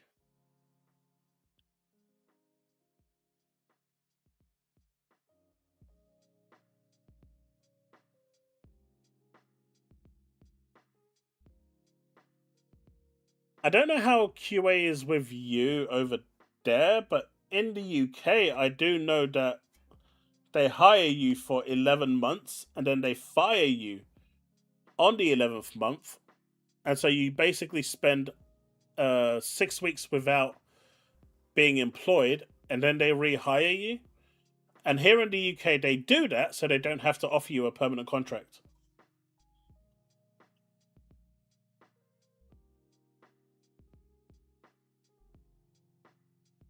My soul died.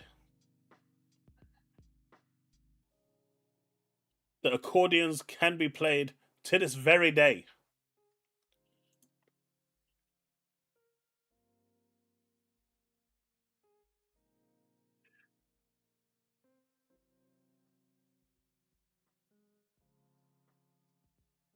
But yes, well, the toilet's well cleaned. Hey, look, they didn't work as hard as I did. God damn it! I deserve some form of recognition for my damn work. I got jack shit. But no, within the last year, like people were asking me, why aren't you putting in as much effort? And I said, because I'm only contracted to work for 40 hours and I don't get any recognition anyway, so why should I go above and beyond? They didn't like my attitude. But it was okay because an American company came and bought us out, fired everyone, made everyone redundant, and took all the clients and stripped the company. And that was it.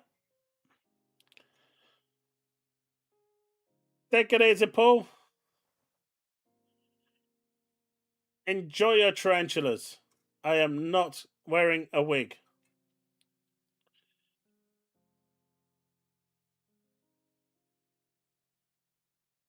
In a cookie eating contest, mate, I'd die.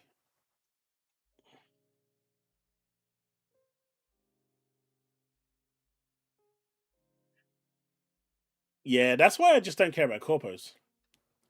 But coming back to this, as we digress a little bit, yeah, I don't think this is a win.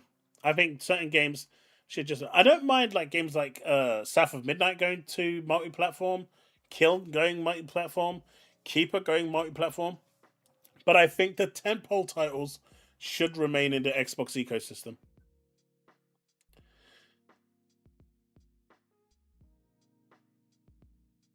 I think Alex wears a wig. He also wears a banana suit. I'm not doing that either. Just putting it out there. But we do actually have some big news, right? This is actually leaked and it has been confirmed to be real. Microsoft's new Xbox Cloud gaming controller just leaked from a Brazilian regulator. It is a 2.4 and 5 gigahertz Wi-Fi, rechargeable battery at 500 mAh, 5.3 Bluetooth, USB-C, bumpers, triggers, D-pad, pairing button. That is the new controller for cloud.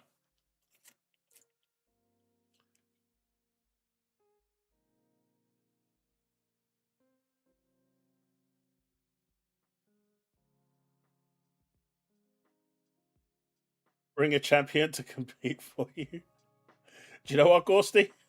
You're hired.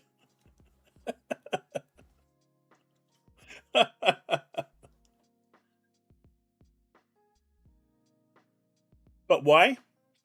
So Microsoft has been looking. This is my reasoning behind this, which I believe is true. Right, and you've heard it here. A year or two ago, Microsoft wanted to release a cloud-based console. They couldn't get it below £99. That is the price point they wanted to hit. But with the console, the controller, and 3 months of Game Pass tied in, I think it came to like $129.99, and they couldn't get it lower than that. But the price point they needed to hit was $99.99. So now, if they get rid of, the Xbox controller, which is £60, and add that controller, which is probably about £5, they can lower the cost to that £99 price point. And that's it. Because there's probably nothing in there. I don't think it's got Rumble. It's going to have nothing in there, man. That's literally just going to be a plastic shell with just the ability to use some buttons. It looks awkward to hold, weird to use. You've got the the actual console version and then the cloud version, so it instantly connects. I think it's cool that it can connect straight to the cloud without you having to pair it properly. It'll be like the Stadia one, I assume. But the cost of this must be astronomically lower than one of these. And because of that, they can get it under the £99 price tag.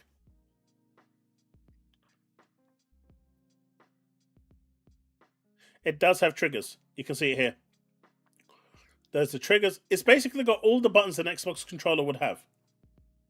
but it's just much more smaller, much more compact, and it probably is missing like the rumble pack and everything to keep it as cheap as possible.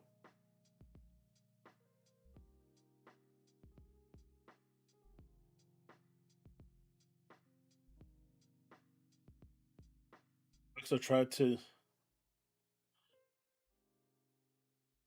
take a design from 8-bit. But I took it and made this hell. To be honest, that controller looks shit. Alex borderline setting dignity, but I think he's getting into it for real and his community really likes him. So, hey, look, I will never turn around and say what someone does for their community is a bad thing, right? If people enjoy it, and clearly they're having a great time, they are financially supporting him, you know, whatever he's doing is resonating. And so he will keep doing it until I guess the financial support stops, because then he'll change it up and go another way. It's the same thing with like MBG, Reforge. Everything is based on money, man.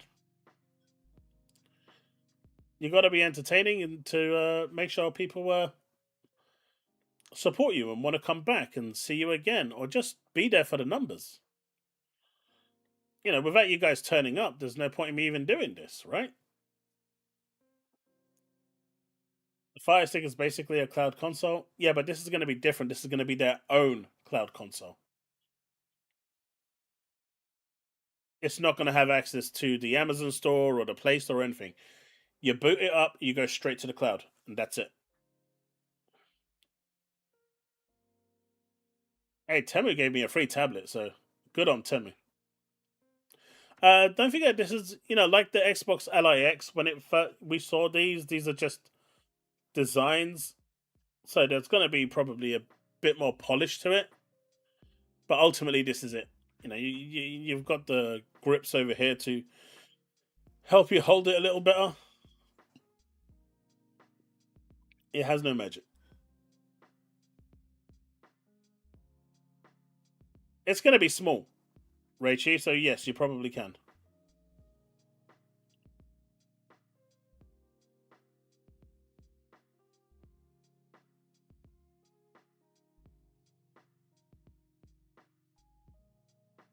Yes, do you think SAO has a chance to be nominated? No.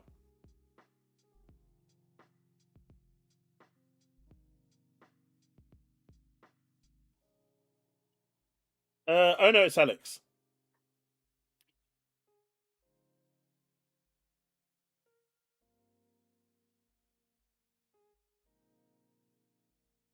Yeah, talking about oh no, it's Alex.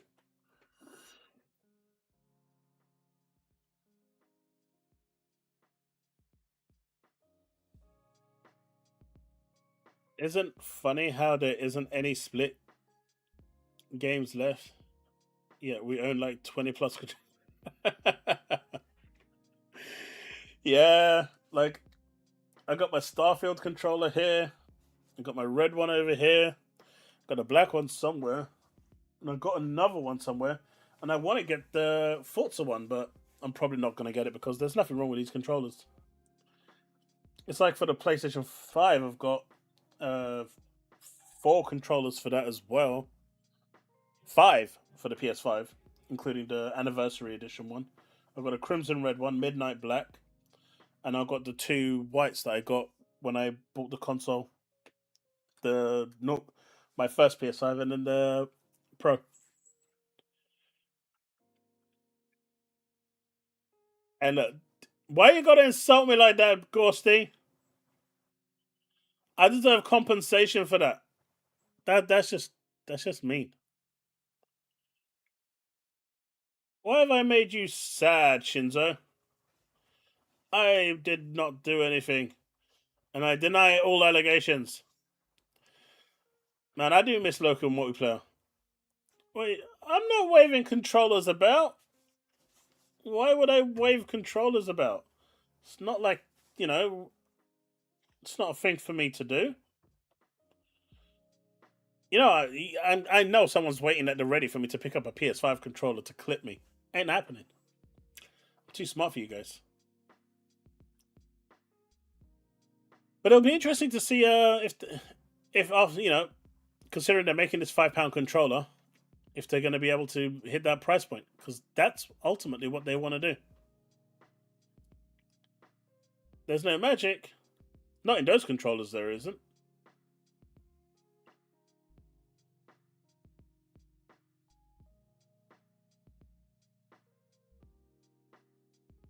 I think he does that when people donate 50 subs to him, I think it is. So he basically gets up and dances for about 2-3 minutes.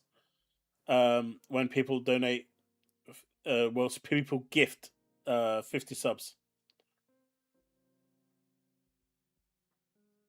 and so people want to see it. It gives the audience exactly what they want. I am not going shirtless, so don't even think about it. Not even for 50 subs.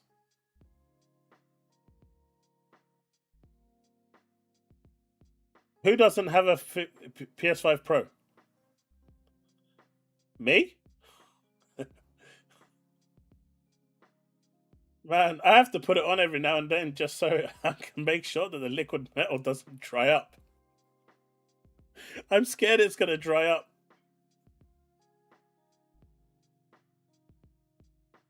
You know, I never agree with Steve, but you know what? On this in the rare occasions, I do agree with him.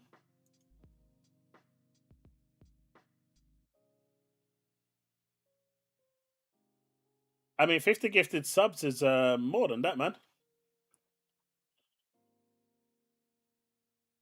50 gifted subs is 250, isn't it?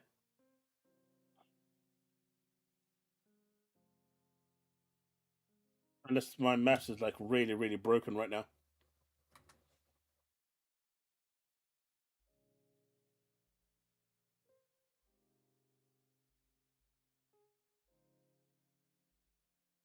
Yeah. So when they dropped that 50 bomb, he that's $250.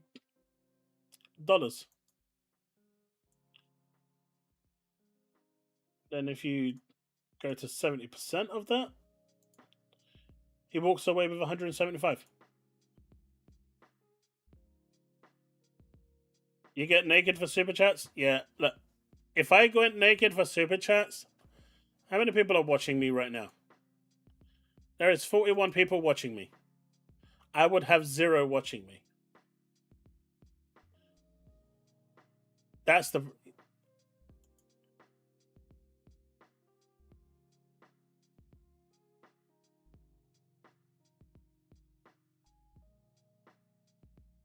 Oh, is it for a £50 super chat? Okay. I thought it was 50 subs. Never mind. I haven't been in his stream for a long time. He starts way too late for me. He's been in minus numbers. Yeah, Alex's streams start at around 1 a.m. my time, 1:30 a.m. my time. So they start way too late. Occasionally I pop in and say hi and stuff, but yeah.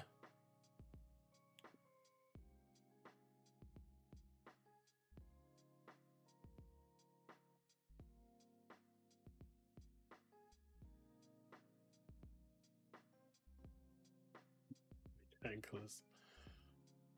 Alright, where is this one over here? Because this one was funny. Is this it? Okay, so there's this one I want to talk about next. And where is the other one? Did I not have that? Ah, here we go. Alright, boys. We talk about special people all the time, right? We talk about special people all the time. I mean, we speak about Steve every other day. But this is special. This guy, Difference 412, in order to save space on his C drive, decided to use WinRAR and archived the whole of his C drive, and his Windows won't boot up, and now he's panicking and looking for help. He wants to know how he can unzip it from the BIOS.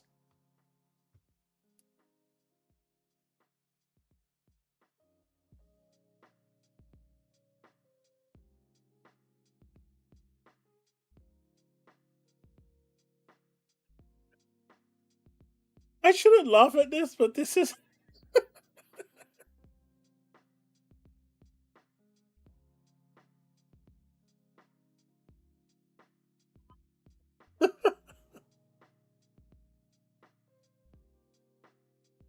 Oh, nice, Bruno. Thank you for that.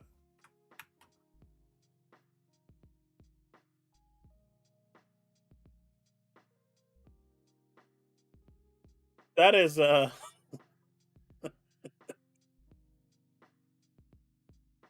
that is special. That is really special.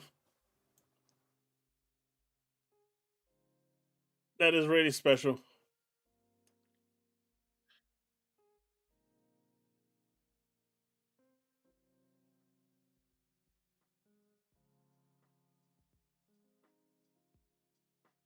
I don't even know if it's possible, but I just found it really funny.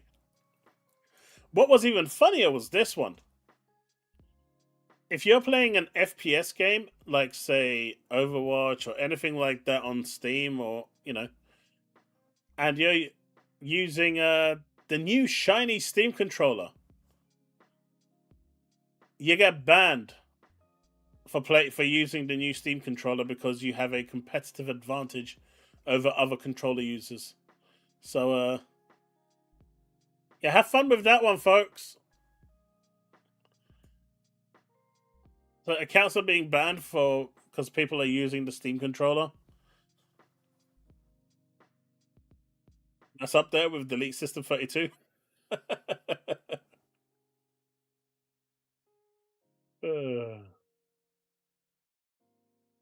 Apparently it is. There's been multiple claims of it now. I did a bit of looking around, and there's multiple claims of people actually saying that they've been banned, and the Steam controller's been the reason.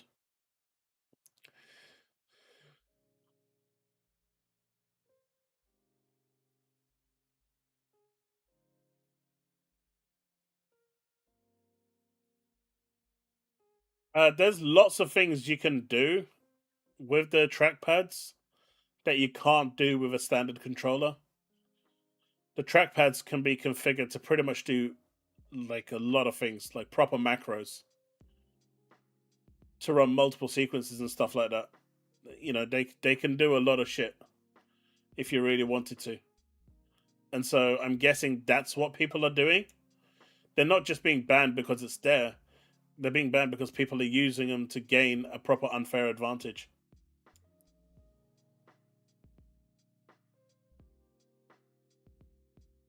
Hey, it's the greatest sales pitch ever, Grim. Like, I've seen the way people are using the Steam controller for Final Fantasy 14, and they're using it for like basic stuff, so nothing to get them banned. But it's amazing. Like, the quality of life improvement instantly is so good. You don't have to go into specific menus just to, there's certain things that are hidden between like two menus. You don't have to do that anymore. You can go straight to that menu with the trackpads. And so people are using these sorts of macros, hacks, or whatever you want to call them to, do stuff that you physically can't do in games, and on FPS games, that's not gonna fly. And so people are getting bitch slapped.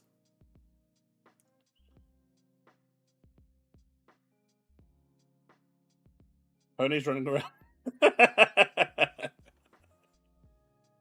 Okay, that was funny. That was funny, Ghosty. Uh, so Bruno just sent me this. Leaked images reveal Microsoft's new Xbox Elite free controller. The Elite free controller appears to have new scroll wheel buttons, a removable battery, and new cloud mode button. Full details. Where's the scroll wheel?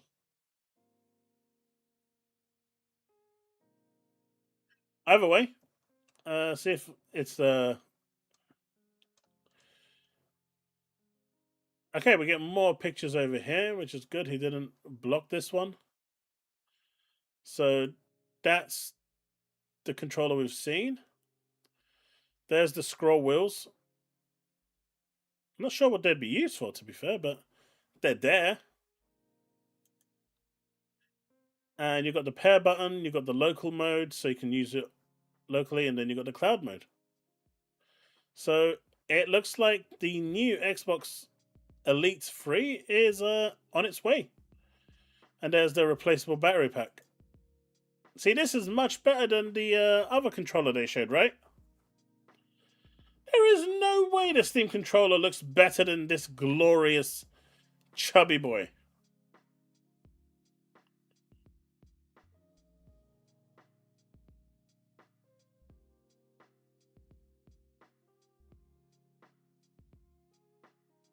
This looks gorgeous.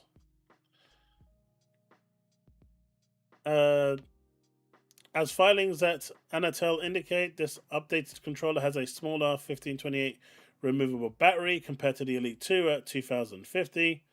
It's not clear when Microsoft plans to release these new Xbox controllers, but given they're leaking at regulators, I wouldn't be surprised to see them get announced at the upcoming Xbox showcase in June. I guess they're all kind of like pushing and making sure that these are ready for the June showcase, and that looks like a really good place to unveil these.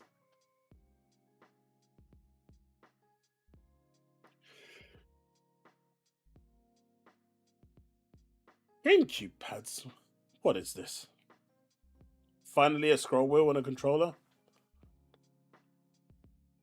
I mean, if you're not web browsing, what use is it going to be?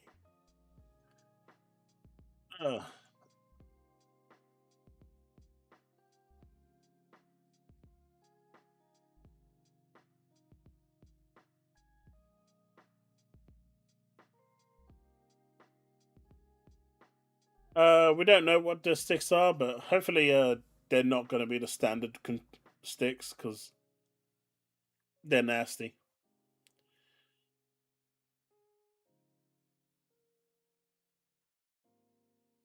Well, Raichi, in regards to the console, whether you believe it or not, I'm skeptical to it to a certain degree. But apparently they can't build them. Let that sink in. Apparently they can't build them or build them fast enough. Whatever their reasoning is, that's why there's a lack of consoles. Apparently there's no memory.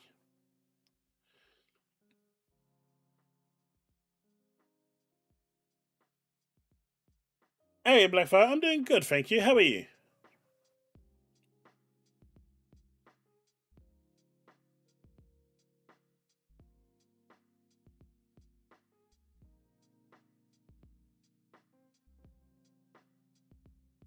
Yeah, but it's at the bottom of the controller. Isn't that going to be weird? Cars now need a lot of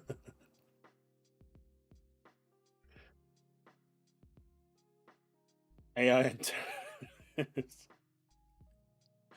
So, Project Positron, Xbox Disc to Digital Entitlement Program. This was something they tried to do back in 2013.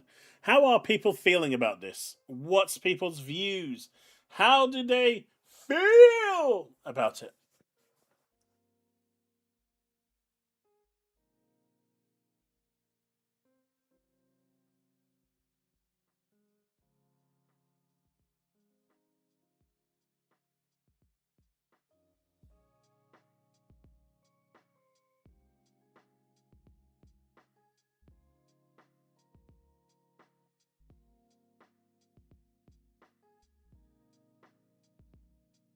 Yeah, they do, but I don't know. Look, at least it's not a plastic box without content.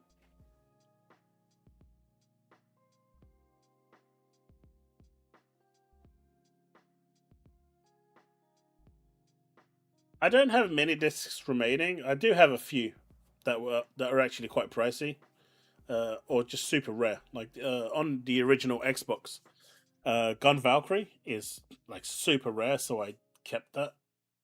Quite expensive. Even at trading, I get a good.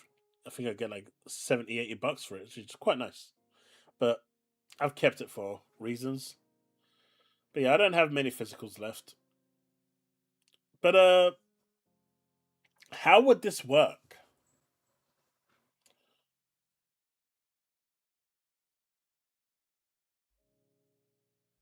Like, I don't see how this would like. What would stop me from putting the disc in, getting the digital entitlement, and then saying, "Hey, Diablo, take the game. I've got it digitally now." Now, if they're going to require a 24-hour check-in every time, that defeats the purpose of doing this. It's not really digital at that point if I have to put the disc in every day.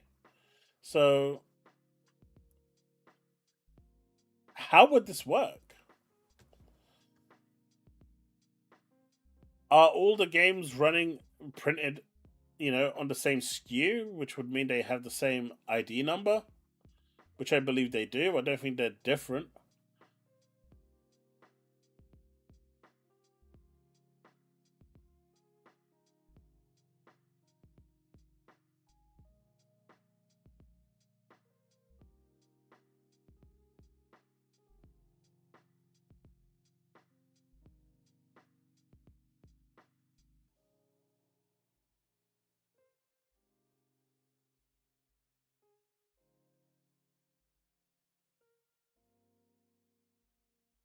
So you say a 30-day digital license.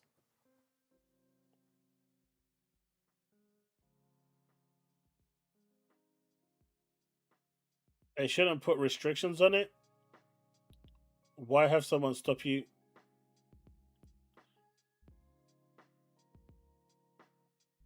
I mean, I'm perfectly fine with passing around my games and letting everyone play them, but I can't imagine publishers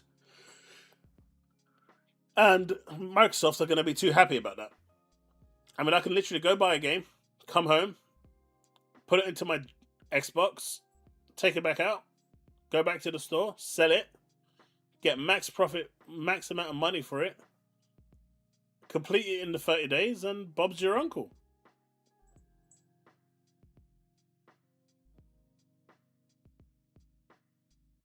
Hey, Guyan, how you doing? Welcome to the stream. Your uncle plays Resident Evil 9. It's a great game. I really enjoyed it.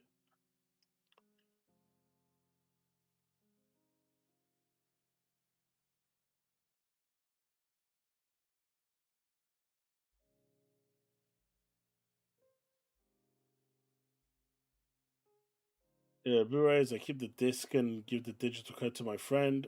Not quite the same, but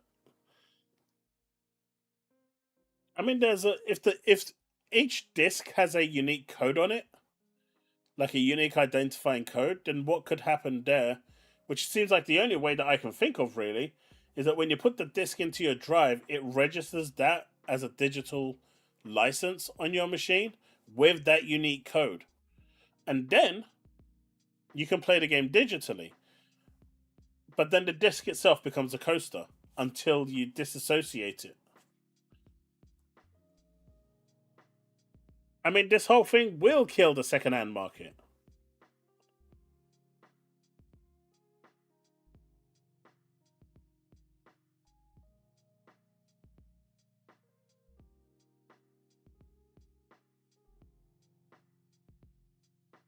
Or Gorsey, what if it says the license is in use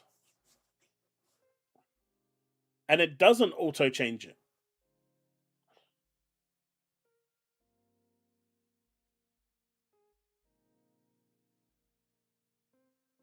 Hey, Grey Monad, how's it going?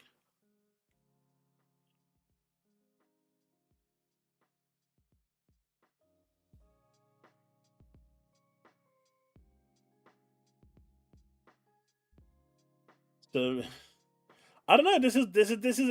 I don't see how they would do it outside of the way I've actually said. That's really the only way I see this working.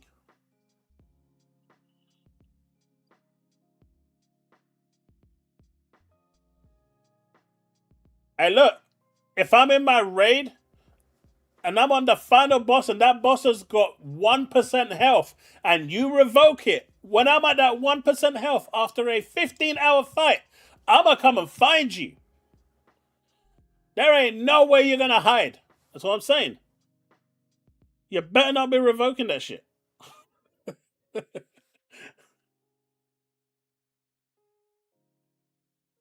And then the other question is, how often do they want you to check in? You have to check in, right?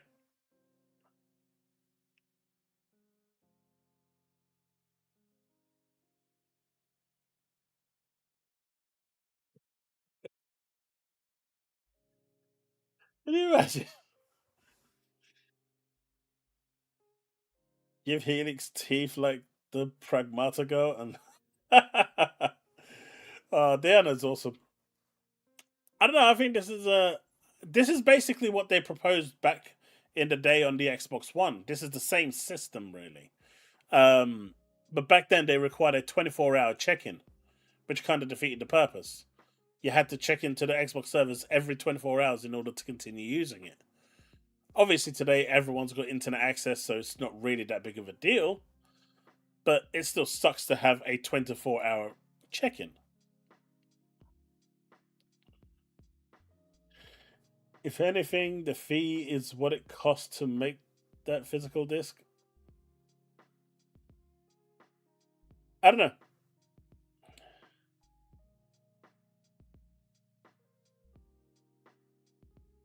I mean, I think the next generation console. I mean, I read somewhere where an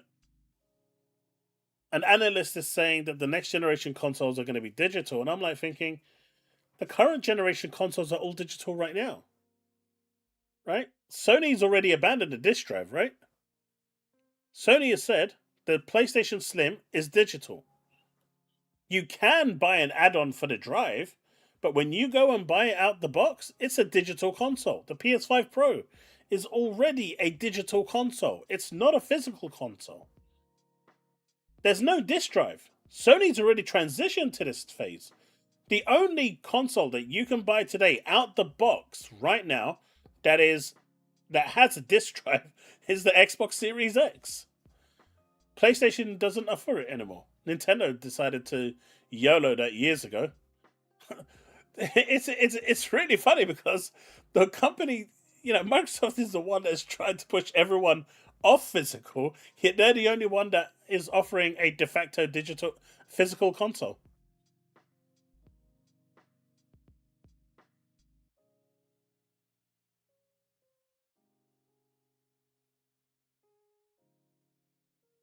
Correct news, but you will still need to put the disc in to check in.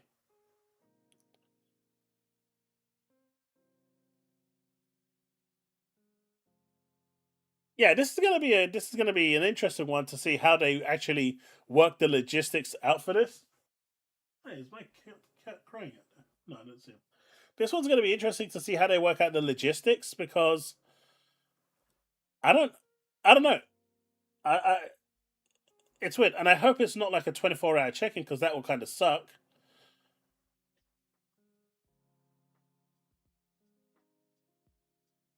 It's weird, right? I mean, if you remember back in the old DRM days of Xbox One, um, Microsoft's original plan was that yes, it's going to be DRM, full digital, no physicals, everything is kind of being there, but you can actually have your game a family plan inside your machine where you can add like I think it was like four different family members who could all share your games at the same time. So it'll be like you buy it once, but you've got four-player entitlement. Maybe they're kind of looking to go back to that kind of situation. I don't know. I know Jez today was talking about the Helix and saying how, you know, the Helix likely won't be coming with with a disk drive. And so Positoron turned around and said, yeah, because it's a PC. And so I guess the PlayStation 5 and the PlayStation 5 Pro is a PC too, because it doesn't come with a disk drive. Because they don't. They are digital consoles now. You have to buy you have to buy the drive separately. So technically they're a PC too, under that definition, because it doesn't come with a drive. Asking a friend.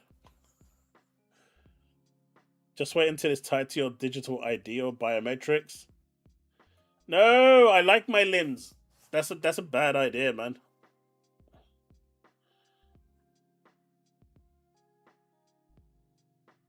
It should be permanent if you went out and got the physical. You should have accessible options to the game's all-rounder.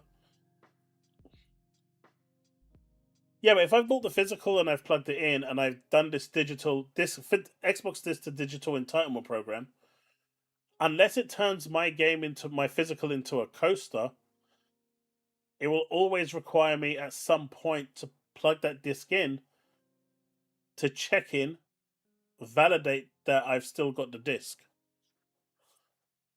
There's no way around that. Outside of them turning the disc into a coaster, and the only way that the disc would become usable again is when you delete the license off your PC. I mean your Xbox.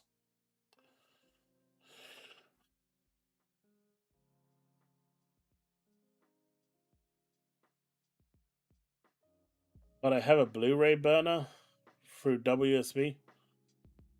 I mean, it could very well be. We don't know what Microsoft is going to allow. I mean, just look at what they did with the memory cards, right? Microsoft has a long history of shooting themselves in the foot with proprietary hardware.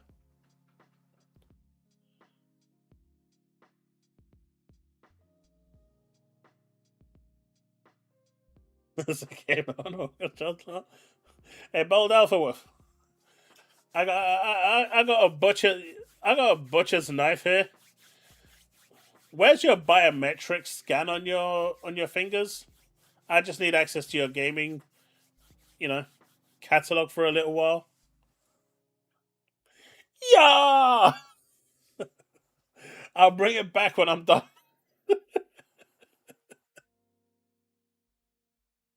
I just got morbid real quick. What if they use the barcode on the disc case? But then you could just duplicate that. That's really easy to just duplicate, right? It needs to be. I mean, for the current games, I don't know how that would work. I could see how it could work for future games, but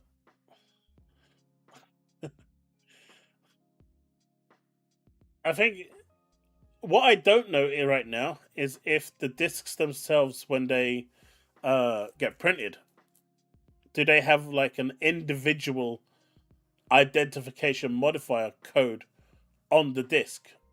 So like you got disc 1, 2, 3, 1 million, 2 million, etc. Because then that would make it super easy to do. Because if they have that unique identifier, that identifier would instantly be read. It would go onto your digital license, making the disc unusable and just a key to check in every time when they need it, and that's it. That would be the easiest way to do it. But I don't know if they actually have that. I've in all my years of working with ISOs and stuff like that, modifying even like down to granular level cutscenes and stuff like that on the PS2, I've never bothered to check that.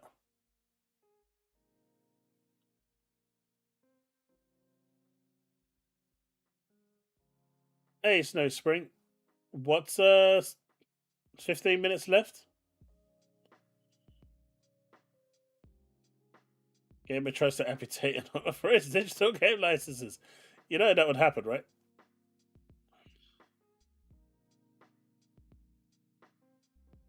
Raichi, I think the Series X and Helix are going to use the same OS. I think the work that they're putting into the Series X now is preparing it for Helix. Right?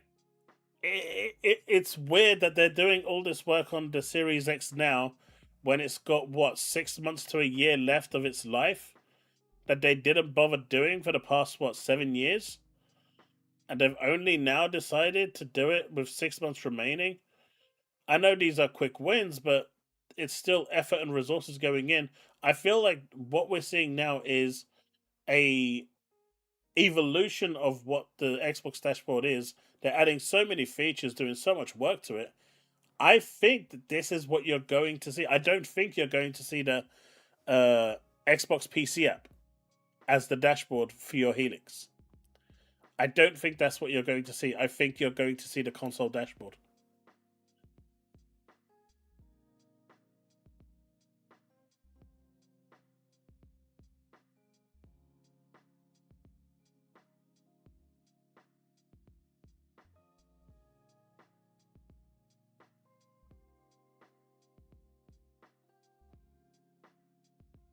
You know, but this is interesting. I find it'll be interesting to see how they get how they work this, if it ever materializes, and what it becomes, and how they actually solve the problem.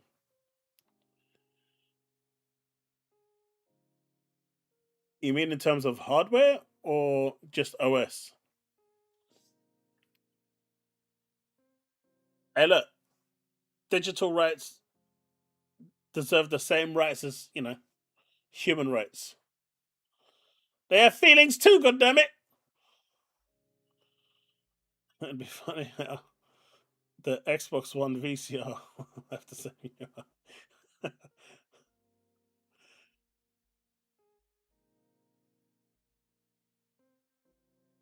Yeah, he wanted to make sure that it's just speculation, right? But it's been data mined. Xbox Positron has been data mined. Project Positron. And the same as or is it Saluki, the brand new Xbox Game Pass for the Chinese market. A newly discovered codename for one or more new Xbox Game Pass tiers, specifically tailored for the Chinese market to address its unique regulatory requirements and gamer preferences. As you know, in China, for those that are under the age of 16, I believe, game times are extremely restricted. So, this version of Game Pass will probably have specific games that are tailored for the Chinese community that they like to play, like Overwatch and whatnot, and maybe a few others. But they'll also probably add like a timer into it to restrict the amount of playtime that you can actually play. But the fact that they're even considering pushing something to China, such as this, which, until now was unheard of, I think is great progress from Microsoft. You can see that they're taking everything seriously. This may seem like a MacGuffin, but it's really not. This is really big. And if it gains traction and adoption, it could be very, very good for Microsoft and Xbox.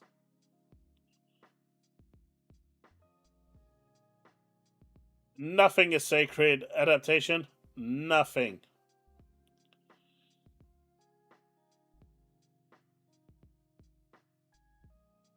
This is why I really like what Star Citizen did.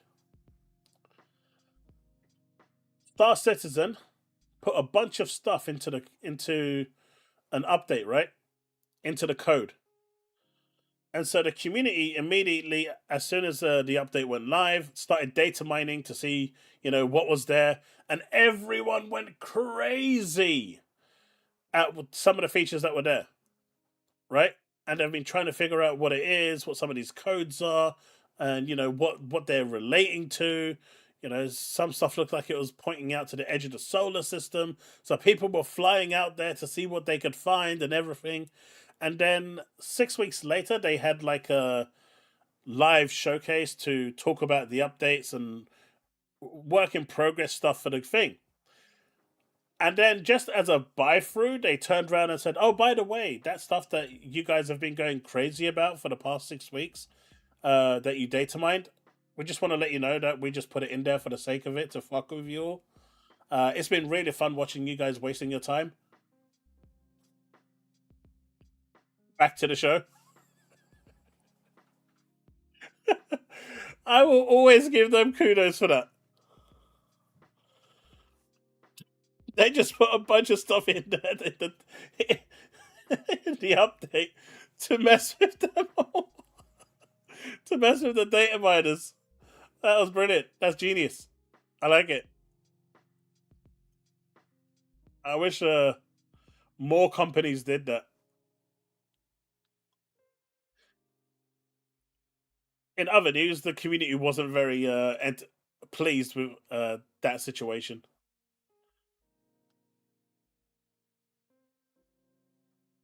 Yeah, I think the China thing could be very big.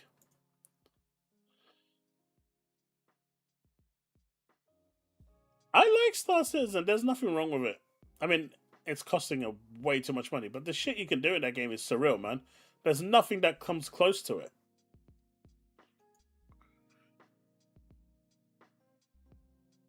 I mean, you can play it right now. There are quests that you can do, missions that you can do, storylines that you can do in the open, in the sandbox open world. There's loads of planets that you can go to and do stuff. They add professions into the game all the time. Like, for example, they added a medic class, which was really cool, and you could specialize and work as a medic for the whole time. The only problem was when they first released it, every time you injected someone with health and stuff, you actually poisoned them and killed them. So that's a big oops. How to be a medic 101, poison you. Poison yourself. Uh,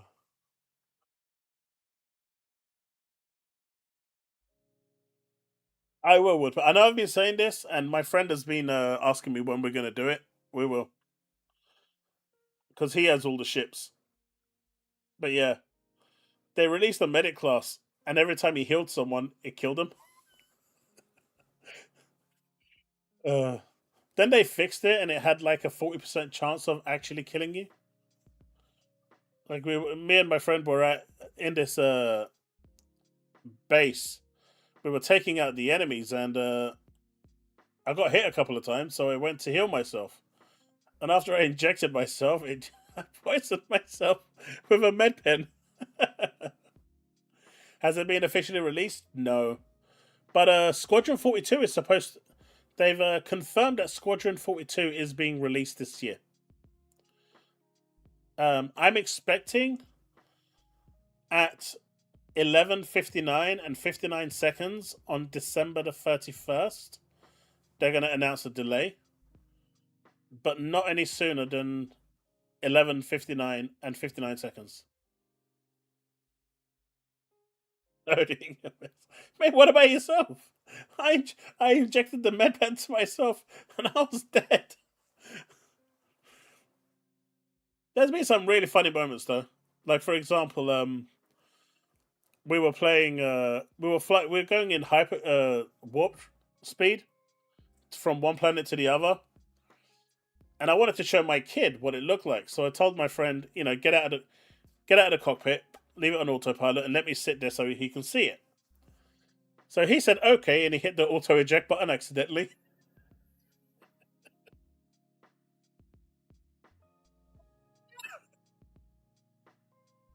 So why warp just his body just fly straight through. It's one of those moments where you had to be there, but it was really funny. I did end up going back to pick him up, and then accidentally broke his neck. But it's the fault that counts, right? I kind of went in too fast to with the door open, and his neck hit the top of the door. It didn't end. It didn't end well for him, unfortunately.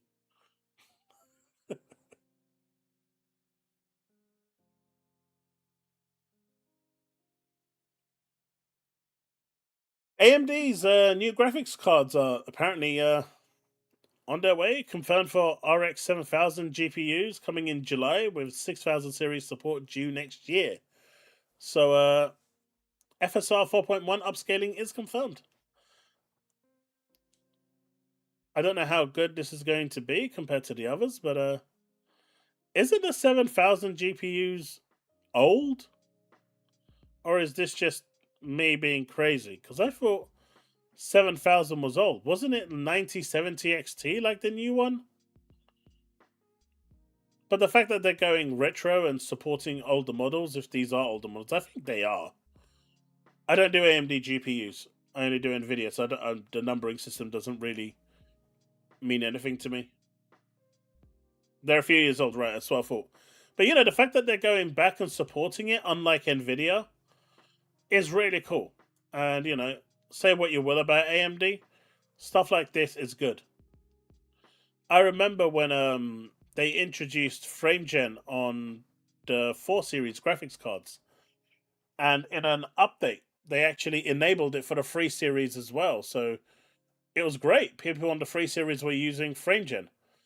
And then in a hotfix, they took it out again and saying, no, this is a 4X only feature.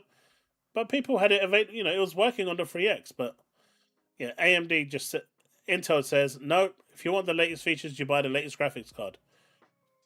I like the fact that AMD supports older graphics cards. And to me, this is a good thing. This is good for gaming. Absalom has received full cross-play multiplayer. So if you are playing this game, it's a kind of sideward-scrolling, Streets of Ragey type of game. You can now play with anyone and everyone across the spectrum.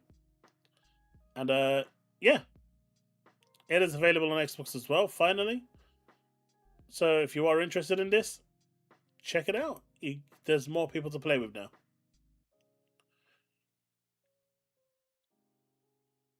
If you are waiting for a Dead Space 4, the producer says, forget it, bozos! It ain't happening. It'll probably never be made because the one that they remade recently, well, a couple years ago, if I'm not mistaken, didn't sell very well. And they've taken that as the metric to say no one wants a new Dead Space. I'll not upgrade my basic PC for editing purposes.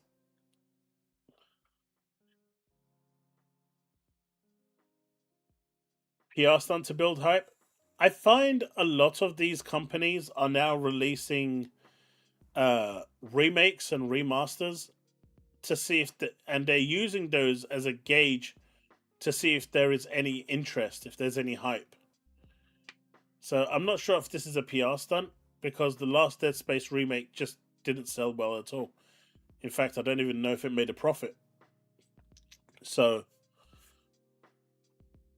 that pretty much tells you where it's at. But at the same time, I also feel not everyone wants to play a remake, so that shouldn't really be, the litmus test per se. I'm going to use that word to test something like this, but companies are doing that, and I think it's sad.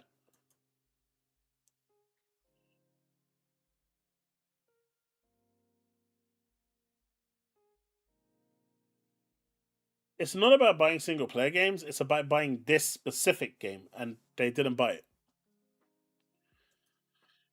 Scuffer Mega, a performance controller officially licensed for PS5, has launched. It has 28 inputs, including 11 additional customizable ones, 4 rear pedals, 2 side buttons, and 5 G keys, mechanical switches across its instant triggers, D-pad, and action buttons. It has no haptic feedback.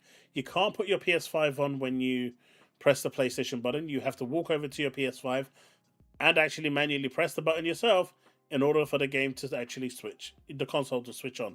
So, GG's.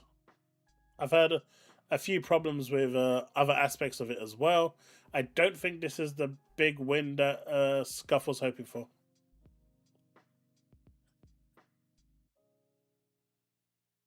The biggest drawback for this is you can't put your console on from the couch. You have to walk over to your console, which, you know, is a hassle, in my opinion.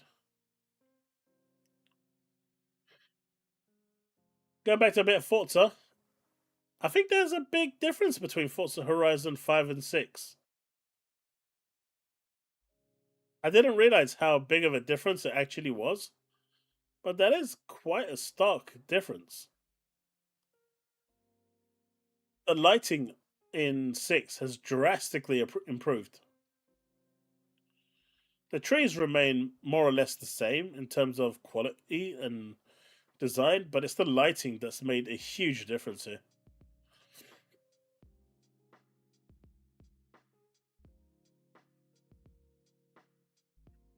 Raymond, I want to play it, but I have to wait until launch day.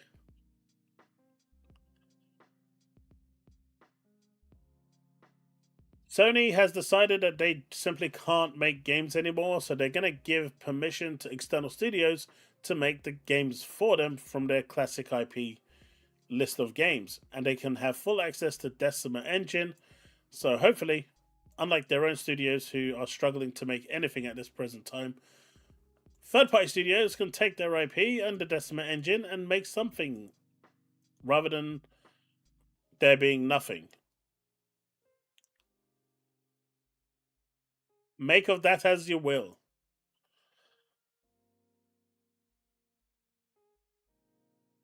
I mean, that's crazy, personally.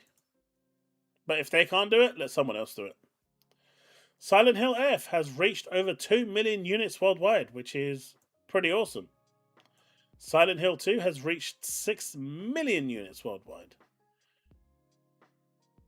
This is as per the 22nd and 24th internal tracking. So these are as up to the date numbers as you're going to get right now for these.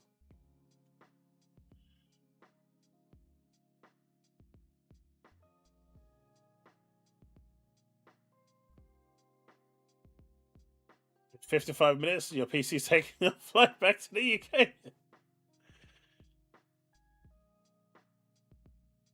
Indeed, it is, Devastator.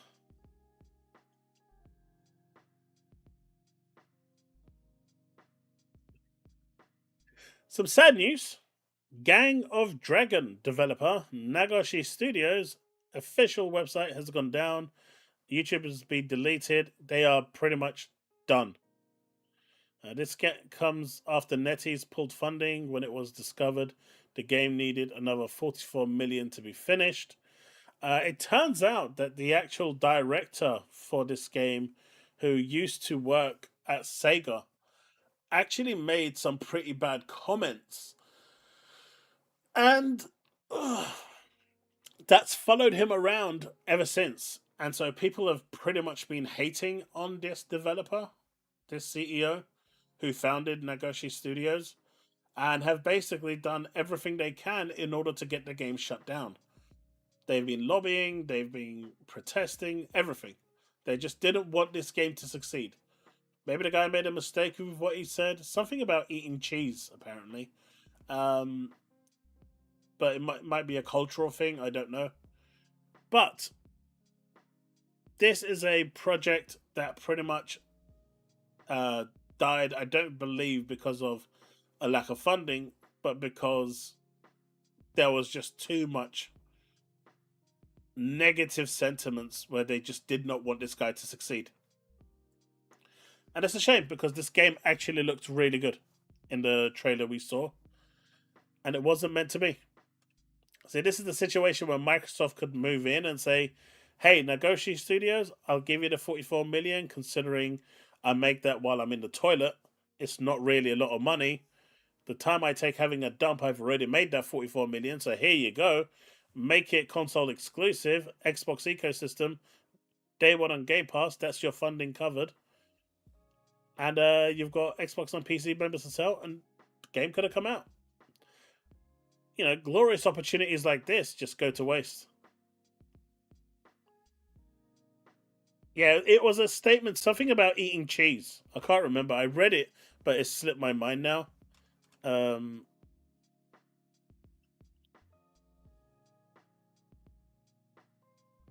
But yeah, the game is gone.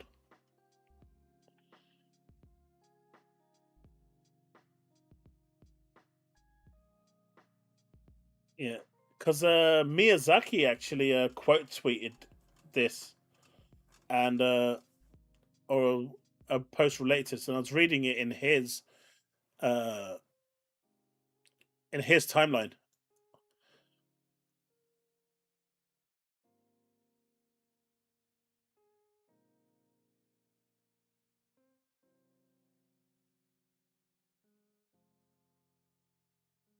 The ex COD dev. Nice. Not much, Susanna. How are you? Amazon has cancelled the Lord of the Rings MMO. Like no one saw this coming at all, like ever. Oh my god, I'm so shocked. Amazon's head of games, Jeff Gratis, who's they've pretty much cancelled everything at this point, says they will continue to explore a compelling new game experience set in Middle Earth, but it's not going to be Lord of the Rings MMO. Maybe the licensing.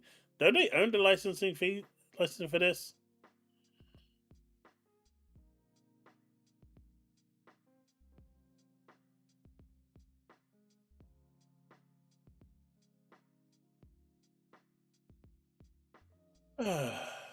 That's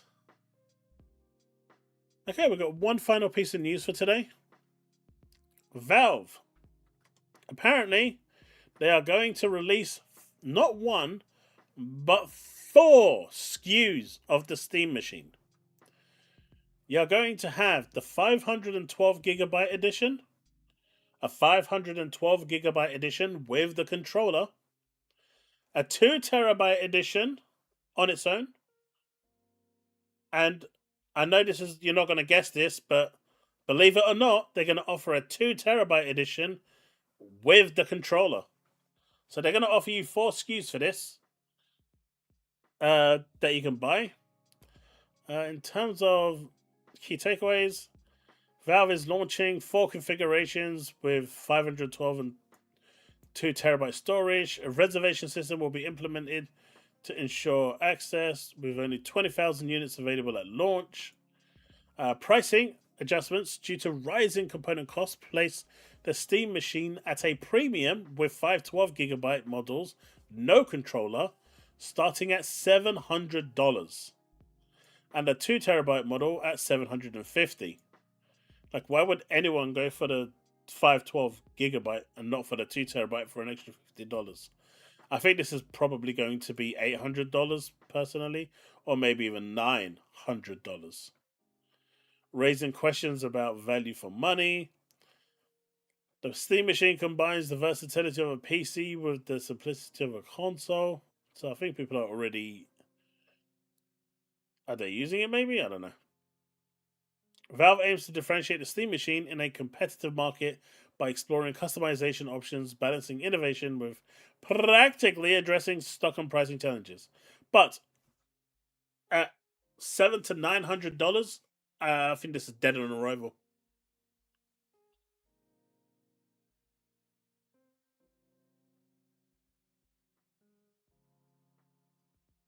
I think this is dead on arrival. I can't see anyone in that's a same mind. Uh, I think we'll probably the frame pricing will probably come probably during the summer. I think, but that is way too expensive for this machine, considering that the Steam machine is weaker than the base PS5 and the Xbox Series X. Right? It is weaker than the Xbox Series X and the PS5. And they want to price this around the same price as a PS5 Pro.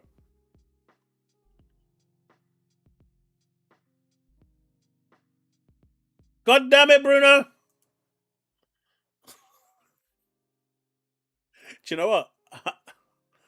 Oddly enough, I like it. I like it. I like it, Bruno. I like it. I like it.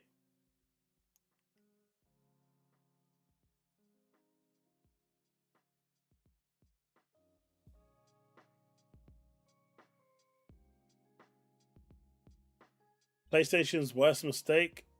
Bungie's situation is worse than we thought. PlayStation CEO calls PlayStation a plastic box without content.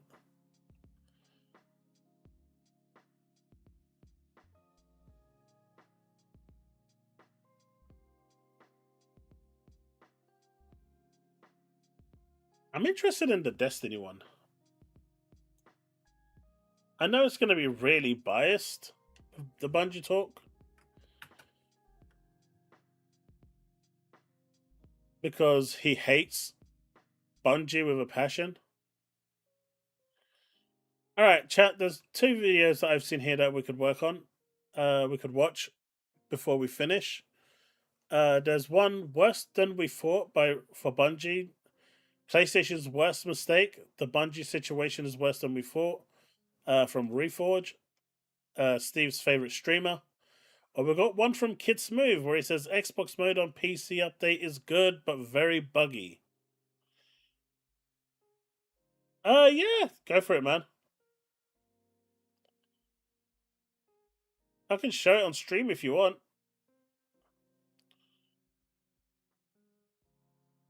Yeah, those prices are crazy.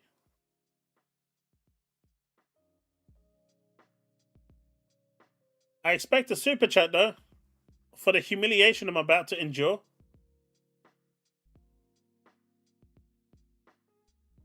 So which one do you guys want to watch? As a...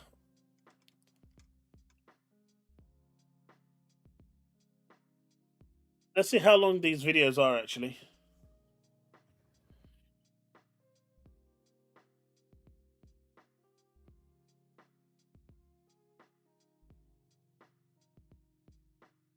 That's just a lie. You bought a Steam controller. You rich.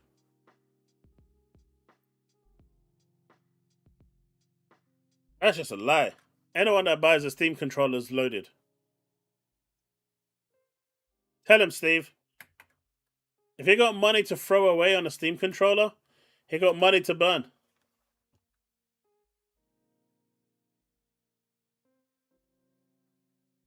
It's reaction content. So I'm going to be playing them roughly at double the speed. So one is going to be 9 minutes, even at double the speed.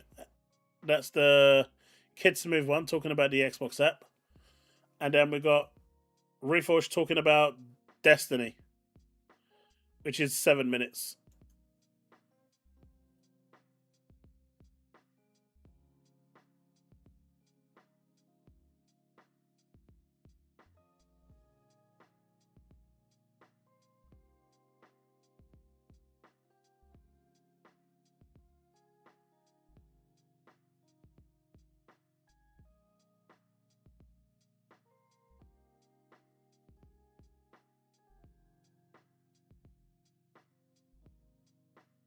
But this is what Bruno does in his spare time. This is what Bruno does in his spare time.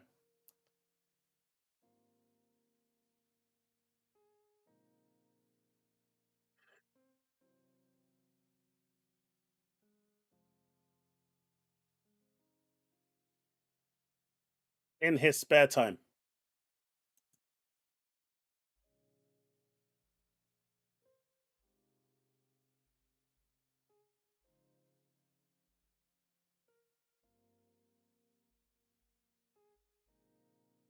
Make sure the audio is correct. Feel like even that is just too... Worse than I initially thought. If you saw the recent news about another impairment loss, basically lowering the value of them as an asset in view of Sony's sort of portfolio of studios. But it's worse because I think everybody's forgetting the purchase cost of Bungie was not their actual value. What do you mean that's pretty accurate, not gonna lie? With me. So $3.6 billion is what the acquisition cost for Bungie was. You gifted 5 subs, so you're allowed to say that. Of talent retention. So that wasn't part of like the valuation of the company. That was you earned your right to essentially give bonuses for people to like. Okay, that essentially means the value of the company was actually viewed at around $2.5 billion. Now, there was already an impairment loss, and what this means is they lowered the valuation of the company. It would be like buying a house, and then property value in the neighborhood goes down, so if you were to sell that house, it'd be worth less money. So Bungie is now worth less money to them. The first one was about $200 million, and the one they just did is really close to about $800 million. If you add those two together, that's basically a $1 billion valuation loss, okay? That's pretty significant. So $2.5 billion was what they kind of saw that they were worth. They did pay the extra $1 billion to, keep 11 more subs before you hit the milestone. Valuation to about $1.5 billion, okay? That's significant. And I don't know if anybody's really talking about that. Like, that doesn't mean that they actually lost a bunch of cash on hand. It means an asset within their ownership is viewed as significantly less valuable to the company. And everybody's been looking at June. June is sort of the month that we're expecting Bungie to do something significant. Either walk out and really update us about Destiny. Are they putting it on end of life? What's going on with Marathon? That's also when the next season is supposed to start. And the player numbers for Marathon look bleak week after week. Really? You can hardly hear him? In the decline of the game. They just continue to seem... It's on maximum volume. Or is it that it's too fast?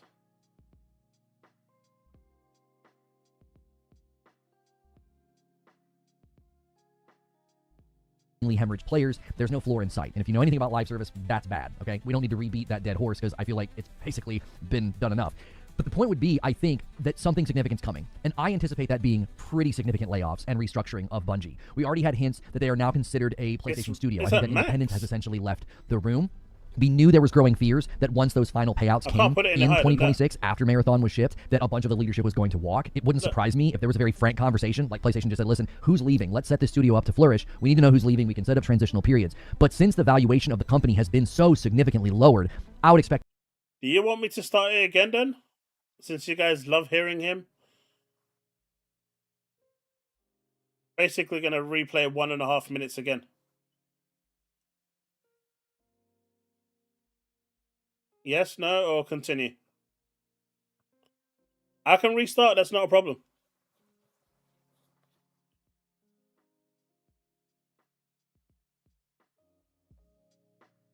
Yes, do you want me to restart the video or not? Chat, come on.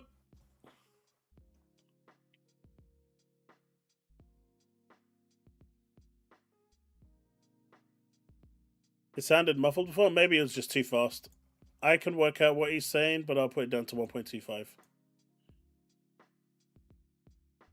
let's go back. And I initially thought, if you saw the recent news about another impairment loss, basically lowering the value of them as an asset in view of Sony's sort of portfolio of studios. But it's worse because I think everybody's forgetting the purchase cost of Bungie was not their actual valuation. So this is going to be some numbers, but just hang with me. So $3.6 billion is what the acquisition cost for Bungie was, but baked into that was $1.2 billion of talent retention. So that wasn't part of like the valuation of the company. That was paid in...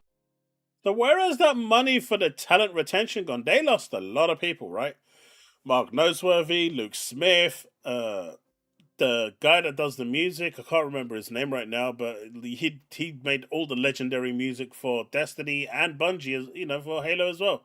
Like, where was all this? You know, where was all that retention gone? Order to essentially give bonuses for people to like stay. Okay, so that essentially means the value of the company was actually viewed at around $2.5 billion. Now, there was already an impairment loss, and what this means is they lowered the valuation of the company. It would be like buying a house, and then property value in the neighborhood goes down, so if you were to sell that house, it'd be worth less money. So Bungie is now worth less money to them. The first one was about $200 million, and the one they just did is really close to about $800 million. If you add those two together, that's basically a $1 billion valuation loss, okay? That's pretty significant. So $2.5 billion. Yeah, so the layoffs that they did, Bold Alpha Wolf, back then, was really nasty because they did it just in time so they wouldn't be entitled to the money from the sale. So each employee was entitled to a certain amount of the pot, right? From that 1.2 billion. Regardless of whether they stayed or didn't stay. As long as they were working at the time, they were entitled to a certain amount of that money. But they had to be there they had to stay employed for a certain amount of time.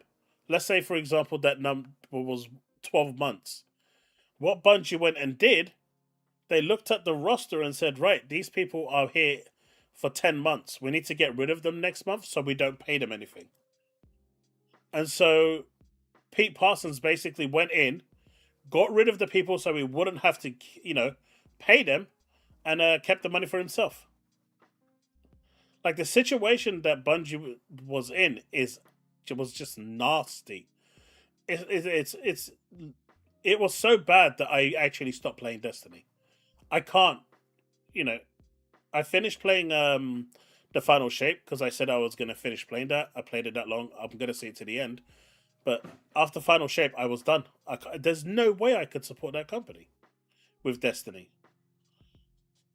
And even Marathon, it's a good game. It's a really good game. I like it, but I can't see myself playing it. Billion was what they kind of saw that they were worth. They did pay the extra $1 billion to, keep people around. But that basically means they're down from that $2.5 billion valuation to about $1.5 billion. Okay, that's significant. And I don't know if anybody's really talking about that. Like, that doesn't mean that they actually lost a bunch of cash on hand. It means an asset within their ownership is viewed as significantly less valuable to the company. And everybody's been looking at June. June is sort of the month that we're expecting Bungie to do something significant. Either walk out and really update us about Destiny, or are they putting it on end of life? So what's going to happen in June is they're going to come out and say Destiny 2 probably is going to have maybe one update per year, is my guess. Bungie, after this impairment loss, is going to have mass layoffs. And it'll probably be more from the Destiny side than it is from the Marathon side, because Sony has doubled down on Marathon to make it succeed. They want it to succeed. So, in June, I expect, a lot of layoffs over at Bungie, which is sad. What's going on with Marathon? That's also when the next season is supposed to start, and the player numbers for Marathon look bleak week after week. There has not been a really slow in the decline of the game. They just continue to seemingly hemorrhage players. There's no floor in sight, and if you know anything about live service, that's bad, okay? We don't need to rebeat that dead horse, because I feel like it's basically been done enough. But the point would be, I think, that something significant's coming. And I anticipate that being pretty significant layoffs and restructuring of Bungie. We already had hints. See? It's obvious, because if you're devaluing the company by this much and you're losing the money, and don't get me wrong, the reason why Sony is actually doing this impairment loss and reducing the value of Bungie as opposed to its original value of $3.6 billion is for tax benefits, right? There are huge tax benefits for this. So Sony is doing this purely for the tax benefits. That they are now considered a PlayStation studio. I think that independence has essentially left. Diablo, Marathon is going to get another full year. They've just recently updated with the new Nightfall game mode. They have the seasonal kind of like raids that they've got in. What is it? Marathon now. I think they're going to be given another year to try and get it out, unless the numbers really fall down and crash. But if you look at the Steam charts, Destiny, for example, was always within the first 2 pages. Now it's in like position 160, and it still has more players with zero content. Zero content. For months, it's had zero content, and it's still got more players playing it than Marathon does. The room. We knew there was growing fears that once those final payouts came in 2026, after Marathon was shipped, that a bunch of the leadership was going to walk. It wouldn't surprise me if there was a very frank conversation, like PlayStation just said, listen, who's leaving? Let's set this studio up to flourish. We need to know who's leaving. We can set up transitional periods. But since the valuation of the company has been so significantly lowered, I would expect the company to shrink quite a bit. They're going to have to trim down to a size of production cost that is in line with their valuation. And yeah, they're gonna have mass layoffs. And Woodpit, I'm not sure if you caught the GTA talk earlier on, but everyone is searching for that gold mine, right?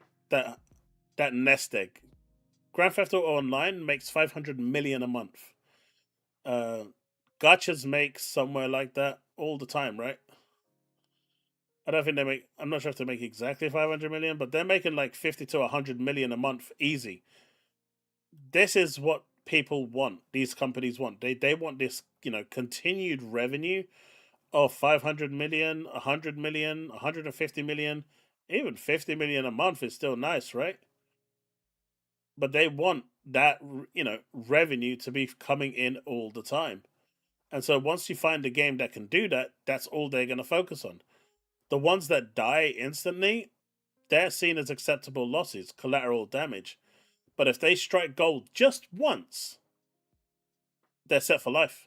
Then they're going to have to be put on a path for that valuation to then go back up, because now they've essentially lost a significant amount of money. It's like buying a house for $500,000 and then property value goes down and you basically lose half the value of the house. So you can't do much with that, right? You need it to improve. You'd have to, like, I don't know, try to remodel, try to invest in the home. And in a similar way, I think that means a lot of things are going to have to change with respect to the actual portfolio that Bungie brings to the table. So this brings a lot of questions. What does this mean for Destiny 2?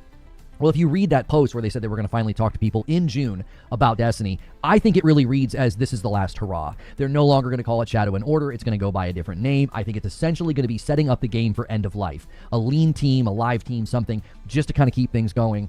And that'll be, to me, the beginning of the end. I don't think Destiny 2 in its current state can be justified as a continued investment. I don't think it's generating enough money. They're no longer, I think, as a company, being able to be financially dependent upon that game to essentially support everything that they're doing. So, see, to me, right, I think Destiny is the better game.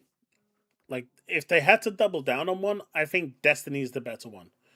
I do agree with him. I think in June they're going to announce a Renegades level patch or update, expansion, whatever Renegades was.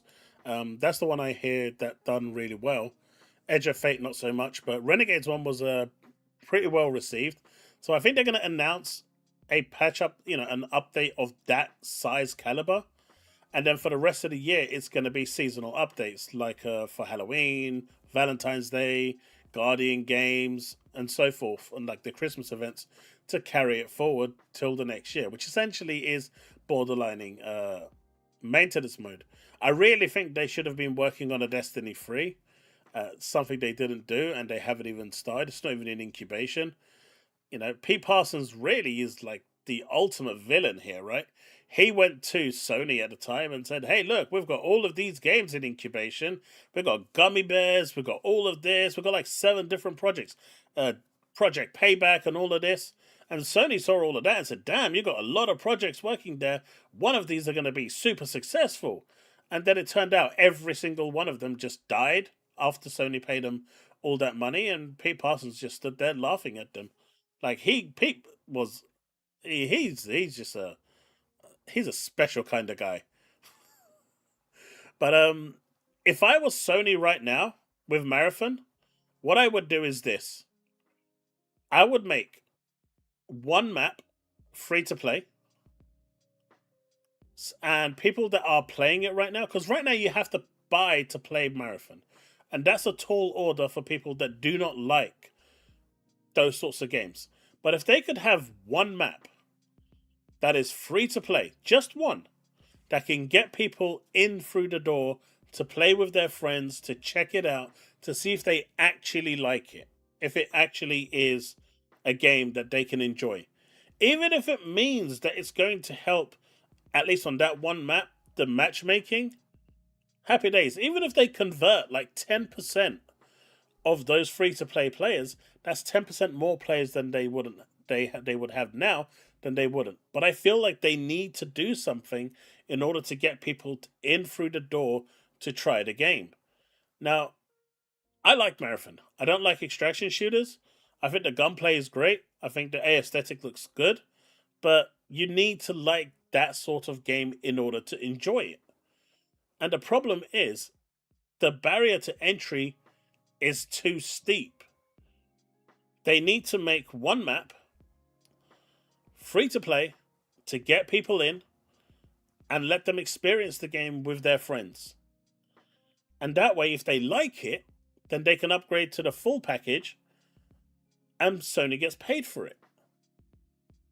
But if they don't do something like this, Marathon will die. There's just no two ways about it. It's got, like I said, it's got less numbers, playing numbers on Steam right now than Destiny has. And Destiny hasn't had an update in 6 to 8 months. It's coming to 9 months since Destiny has had an update. And it still has more players. I think it's like 1,000 players more. But it's still more. So If Sony is serious about doubling down, which they are, and I think they're going to give them another year, they need to do something to get the players in, get them through the door. Because if they don't, word of mouth and content updates is not going to change anything to get people playing the game.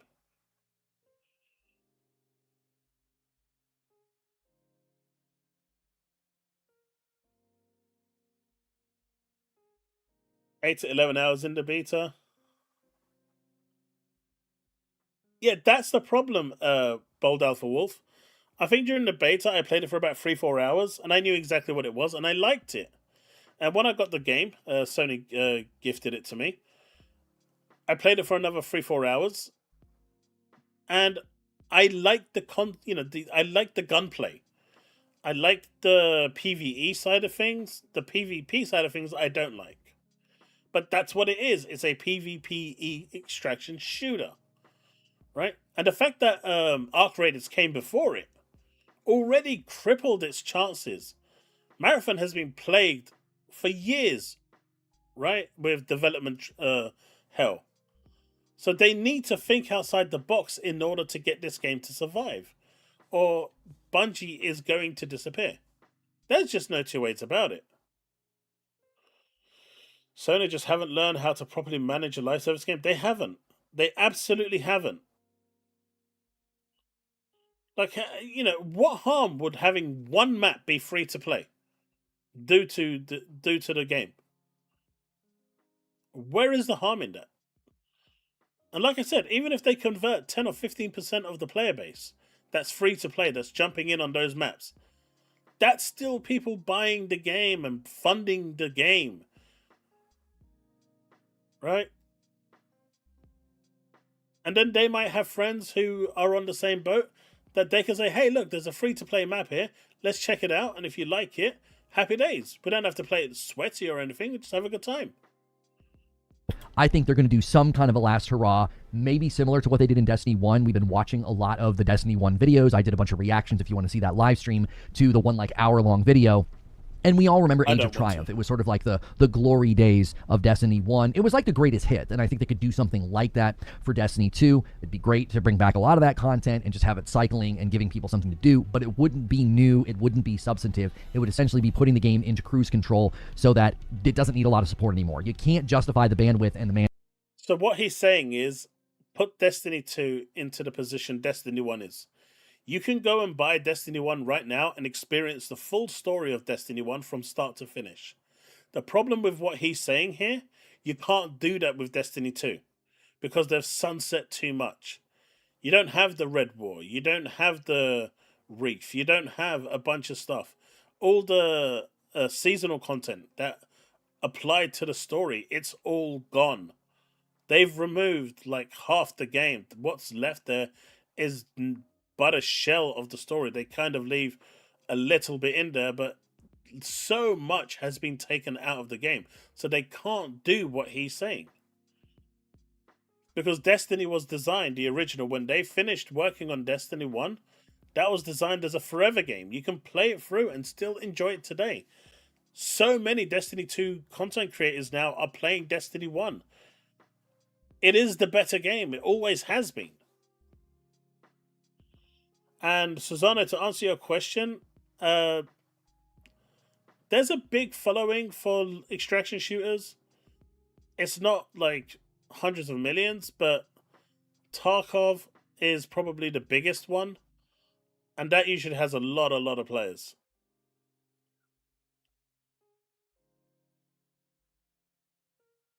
No, you miss his first death, not his second. Why did they remove it? Because the Tiger engine, that is what they use for Destiny, can only go up to a certain file size. If it exceeds that file size, it breaks. And when they were first working on Destiny 2, they were working on a brand new engine. And then that engine didn't work. And so they had to scrap that engine, go back to the Tiger engine and restart development from scratch again. And that's why Destiny 2 released the way it did, in a piss poor shape. Because the original plan to update the engine didn't work. And so right now, unlike Destiny 1, where the game started and finished and they kept it within that file size, Destiny 2 has way exceeded that file size now. It's way expanded, so they physically can't contain it in one thing. And so they can't do it. They physically can't have it that way, even if they wanted to. The Tiger engine just doesn't allow it. Hours. Now, we heard from Forbes that more people are working on Marathon than Destiny. That's the other elephant in the room. What do you do with Marathon? With its current trajectory, I do not see them being able to invest a lot of money and time and bandwidth in it. Now, I know people are going to point to Lin Tao, CFO at Sony, who said they've had strong retention and that they're going to continue to invest in it. I would imagine that is essentially an optics game. They cannot be seen in the public killing another live service game, but they can certainly completely gut support for it and take all of the bandwidth. See? He's wrong here. He's not even thinking about it logically, because they didn't mention Destiny 2 once. Destiny as a name did not appear in Bungie's in the conversation when Bungie was being spoken about. Like, their CFO just completely and utterly writ off Destiny to the point where any hope of a Destiny 3 is now just dead. So he's wrong here. It's, the fact that they did double down on Marathon means that they still believe that Marathon can succeed, because the reception for Marathon at launch was really good. With and man hours away from the project and just let that game cruise as well. Whatever's already built, you deliver those seasons. They'll be very meager. They can essentially set up the game to be going through resets. Yeah, it's not about optics at all. As you say, Bold Wolf. There is no optics here. It's literally they want Marathon to succeed, and if it doesn't, because it looks like Sony has written off Destiny entirely. But if it doesn't succeed, then Bungie's gone. Every 3 months, what have you. But as far as being able to justify investment, man hours, production time into Marathon, it just isn't there. The player numbers are not there. They have continued to decline. If you look at some of the biggest and most successful live service games, they always hit a floor of at least a reliable number. There is no floor that we have seen yet for Marathon. Every week we have new record lows for the off-peak hours. We have new record lows for those peaks. That means matchmaking is just going to continue to break down. There were numerous videos that came out where everybody speculated skill-based matchmaking had been put into the game. Bungie said there was a bug that has been fixed, but we're still hearing from people that continues to be a thought that there's some kind of skill-based matchmaking. I don't think they added skill-based matchmaking. I think they added a new way to play the game that's more appealing to the more casual players that might be left with these free kits, and then they just elevated the floor on those free kits. I think a lot of players are doing that. So if you're not going into that environment, you're only going to face the more sweaty players, the more stacked out, decked out players. You are essentially dealing with a dwindling player base, and this is one of the ramifications of that. I said very early on, if your player base shrinks too fast, all that's left are the hardcore players, and then they get tired of only facing each other because that's all that left. And then that will expedite more exodus, because even the hardcore players are just going to get tired of dealing with that. And this is why I said, add a free-to-play map to get new blood in. Right? Add a free-to-play map. It's not that much. It's not, they're not going to lose anything. Add a free-to-play map. Get people to invite their friends. See if they like it. Maybe they'll purchase it. At the very least, there'll be more players for people to play and the numbers will go up. And then obviously the question is, well, will a bunch of people come back at reset? I remember watching the server slam and thinking, wow, those numbers dropped off fast. And people said, it's because there's nothing left to do. They'll come back for the launch. And then the launch was weaker than the server slam. I would imagine similar things are going to happen in Season 2, which, again, that's in June. And I really do believe that's the seismic moment that we hear something pretty significant about layoffs, restructuring, and PlayStation sort of putting in new leadership. I think some of the leadership's going to walk on their own. I think they're just done. I think they're absolutely done at the company. They don't want anything to do with future endeavors. But that really begs the question, what about Destiny 3? Is there a Destiny 3? We heard rumors they were very early in production of that game. I think that is the only thing that can justify a company of this size. They've repeatedly said Destiny 3 is not in development. If their current valuation is around $1.5 billion, that is still a very valuable asset that needs to be protected. I don't think you just shut that down. I think you shrink your operational costs to something more reasonable, and then basically have everybody working on Destiny 3. The company is simply too large to justify anything else. They are way too big to be spending time and energy on a just bleeding out live service game like Marathon, or a long past its prime live service game like Destiny 2. It's over, and I think it's okay to admit that it's over, but that doesn't mean that their talent, their institutional knowledge, all the data that they have after all these years with Destiny, I think a bunch of years of silence and a new engine could There's no one left. What is he talking about? The Bungie that made Destiny 1 and 2 isn't there anymore. Those people left and joined Firewalk or whatever it was and created Concord. And we all saw how that turned out. There's no one there that worked. There's hardly anyone left from the original team that made Destiny. That's the problem. They didn't retain the good people. They didn't retain the people with the vision. They didn't retain the people with the writing. Witch Queen had a phenomenal storyline. It was excellent. Everyone praised it. What did Bungie go and do? Well, we're not retaining you. Go away. And so they got rid of them. And then came Lightfall, which was one of, the worst storylines ever to grace Destiny. The worst. It almost killed Destiny. And so then they brought back other people that actually knew what they were talking about for Final Shape. They've not retained anyone with any value. They laid them all off. They let them go. So who is he actually saying that they need to retain? It's like Rare. The Rare of old isn't what the Rare now is. The Rare that made Cameo and Conquer and all of this that people love. That's not the Rare today. It's, people need to kind of move past that notion that a name of a studio doesn't make the game. Look at BioWare. They're not the same BioWare that, was 10, 15 years ago, 20 years ago. They're not the same company. They're not the same team. People have moved on. BioWare is just a name now, BioWare. Really put them into a great place. Now, I did react to Astacross's video. He really thinks like a Destiny Classic could go hard. I don't necessarily disagree, but I think the worry and the concern would be that the nostalgia would burn out quick like a bottle rocket. And before you know it, everybody would basically be tired of that game. One of the reasons Destiny 1 is rising in popularity right now, and people are going back and saying, oh, it just feels so good, is because... I mean, look at it. That is a really good example, right? You went from Arkham, Batman Arkham series to goddamn Suicide Squad. Because Destiny 1 has been untouched for many, many years. It's still sort of in its peak state. And that's not something you can do with a live service game ongoing. You have to add new content and new guns and new abilities. And eventually, I think Destiny 2 just ran out of room and things got to a place where they didn't really feel like Destiny. Vince, actually, they didn't. They actually left after Sony bought them. And Pete Parsons was the one that got rid of most of them.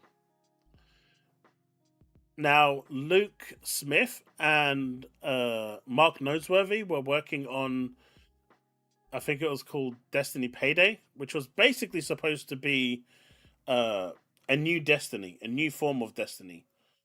But Pete Parsons and the board decided we're going to cancel that project. And after they cancelled it, Luke and Mark left because that was the game that they were working on as the next big Destiny game in the franchise. And they basically canned it. Gummy Bears got canned as well. There's a couple of other games that I can't remember names for. They got canned as well. So basically everything got canned. And then they had mass layoffs. And the people that were supposed to be getting, part of that money in that $1.2 billion that was given to them to retain the people, Pete Parsons then decided that he's going to get rid of people 1 month before their entitlement date so he could keep the money and go and buy some cars. Anymore. It got a little absurd. It got very ability spammy, and then obviously they started vaulting content and all of the other controversies. But the point is that Destiny 1 has that nostalgic advantage right now, and I think it's shading some people's judgment of what is going on. They think like, oh, they could do a Destiny Classic and be a huge hit. I think it'd be a lot of effort and time to make that content feel more modern and run better and look better, obviously, because it'd have to run on the next-gen consoles and PC now. That would be the expectation. And all that time and energy would be spent on something that might not bring a ton of people back. It might not. He's wrong again. See, a Destiny Classic right now would come in, it would revitalize the community. A lot of people would jump back into Destiny 1. And this would be a stopgap. Right? For 2-3 years, they would be working on Destiny Classic while in the background, And it would be like a skeleton crew, right? That's working on this. Not the main team, but a skeleton crew. And this is why I'm saying Bungie right now can't afford to run Destiny and Marathon at the same time. There's just not enough staff there to do this, and there's not enough funding to make it happen. One of them has to go.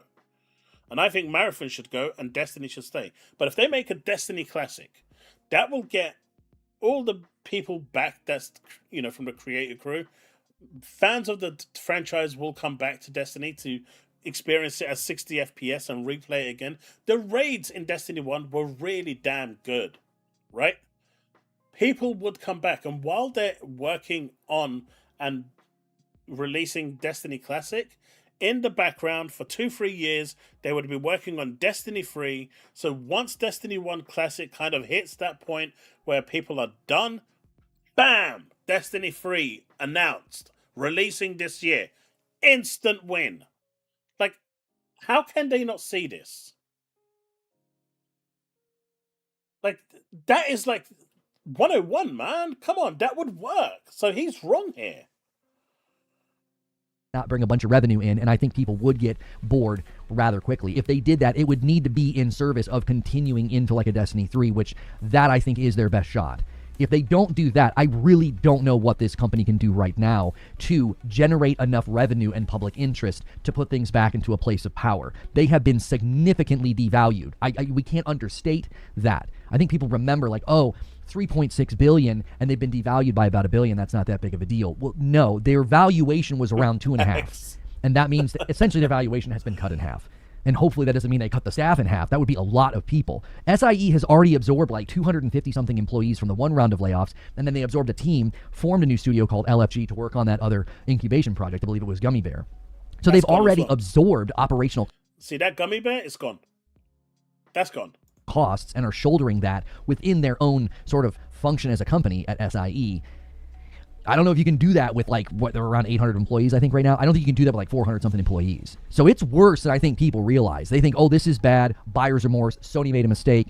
I think that's hard to deny at this point, that there is probably some significant buyer's remorse here, and they bought something that feels like a bit of a bill of goods since they've had to devalue the company. Just remember, right? Bungie went to Microsoft and said, hey, buddy, do you remember we had a great relationship? And then you see Microsoft execs going, yeah, we don't quite remember that. Come on, you remember the great relationship we had? Nah, you was an absolute arse to work with. Yeah, but, we can work past that. Would you like to buy us again? And Microsoft were like, no. And then they were like, oh, please? And then it was like, no. And they're like, but can you see that company over there, Sony? They're pretty much buying anyone at the moment because we're buying Activision. So you could go to them and they'll just lap you up. And so Pete Parsons thought, and walked over to Sony and ripped them off. I would love to cheese D1 raids. Solo in Crota was so much fun. Dude, I saw Aztecross playing Crota. Like, he's doing the whole raids again because he's playing D1 at the moment. And I was watching him playing all the D1 raids again. They're so good, man. Wrath of the Machine is still phenomenal. So much. But that level of devaluation will have ramifications. There will be significant changes with respect to structure of the company, size of the company, and what everybody's working on. Right now, status quo, like D2 content every once in a while, seasons and marathon, I think they're just keeping the bike pedals moving while we wait for that really, really tectonic shift in June. I know this seems foreboding, but I just felt like I didn't say enough today about this. I didn't really get my full thoughts out. And when I really crunched the numbers and analyzed the fact that a significant portion of that buyout money was not for valuation, but it was considered sort of incentives to keep people from leaving. And you could argue, oh, that's part of the valuation. I don't think so. I think those served particular... Bold Alpha Wolf, they've given Bungie enough time with the resources to make things right. And they didn't. Right? They didn't do it. And at the time when push came to shove and their staff asked the CEOs, why don't you guys take a pay cut instead of reducing the number of people working here because there's still work to be done and we need the people? Pete Parsons turned around and said, we're not that type of company. we're not about to take a pay cut just so we can save this company. So Pete Parsons didn't give a shit anyway, right? That's the all cards on deck. He did not give two shits on what had happened. In fact, as soon as the ship started to sink, he promoted Duncan, I think that's his name, to sink with the ship while he took his golden parachute and jumped off. So, Pete Parsons literally ripped off Sony, sunk Bungie into even worse financial problems, took his golden parachute, yeeted himself out, and left the rest to sink. That's really what happened. Benefits of like keeping people from, quitting. Those were payouts specific to employees. They weren't considered part of the asset's value, if that makes sense. I'm not a financial expert, but when I looked at this and really thought about the fact that like a significant portion of that buyout, at least a third of that buyout, was just purely for those incentives to keep people, and now they've essentially twice now taken an impairment loss on the asset, that is big. And last time it was only like 200 million. This time it's closer to 800 million. I think it's going to lead to some pretty dire things, and that is concerning. I think Bungie brings a lot to the table. I think Destiny as an IP is one that I think needs to stay into the market. But the best thing for them to do: circle the wagons, focus on one game, get a new engine. I don't think Tiger is the way to go going forward. It takes way too long for them to make changes. And 4 or 5 years from now, ship the Destiny that we always have believed you can ship. And maybe even tap into all those PlayStation studios. There's probably people that would love to come and work on a new Destiny. I mean, there's people that might want to start to work on a new shooter, maybe from Bend or Guerrilla, because they were working, on shooters of the past, or in, recent states, Bend was working on a live service game. So there is potential to bring some more talent in and bring some new blood, new vision, new ideas. Main thing is they need new leadership if there is ever going to be a hope for Bungie to get back to where they once were. So these are just my sort of quick rambling thoughts. No real... No, I think it's a good video, to be fair. He was wrong in a couple of places, like very wrong. But overall, you can clearly see that, he's saying the right things. And he's saying what most people that, like Destiny is saying. They need work, they need support, and they need leadership that can actually do the job. And right now, anyone that actually built Destiny to where it is today isn't there.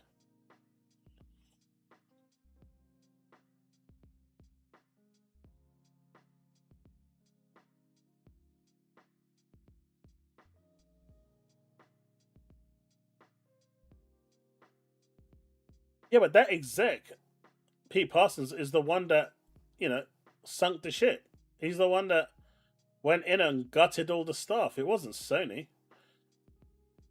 Right? He's the one that made it happen.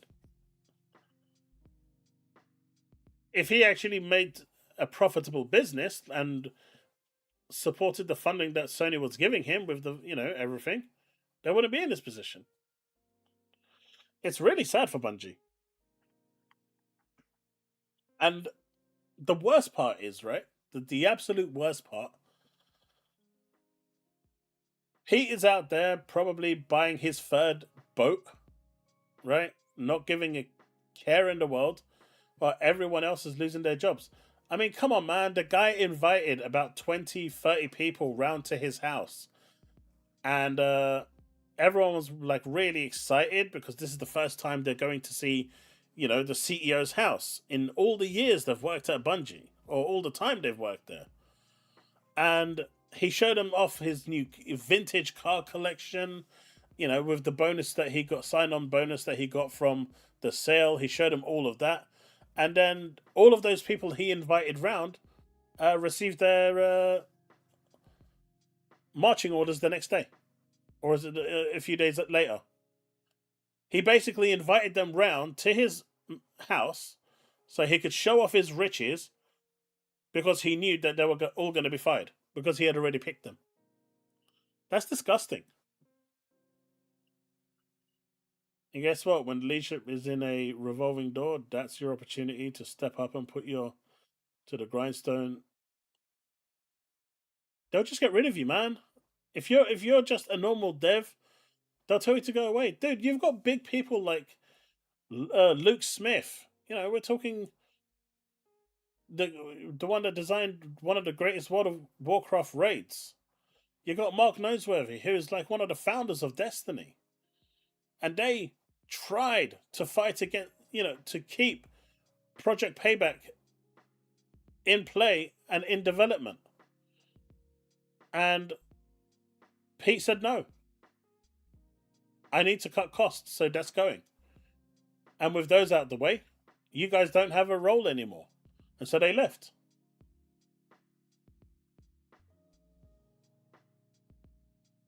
Yeah, bags. It's nasty work, man.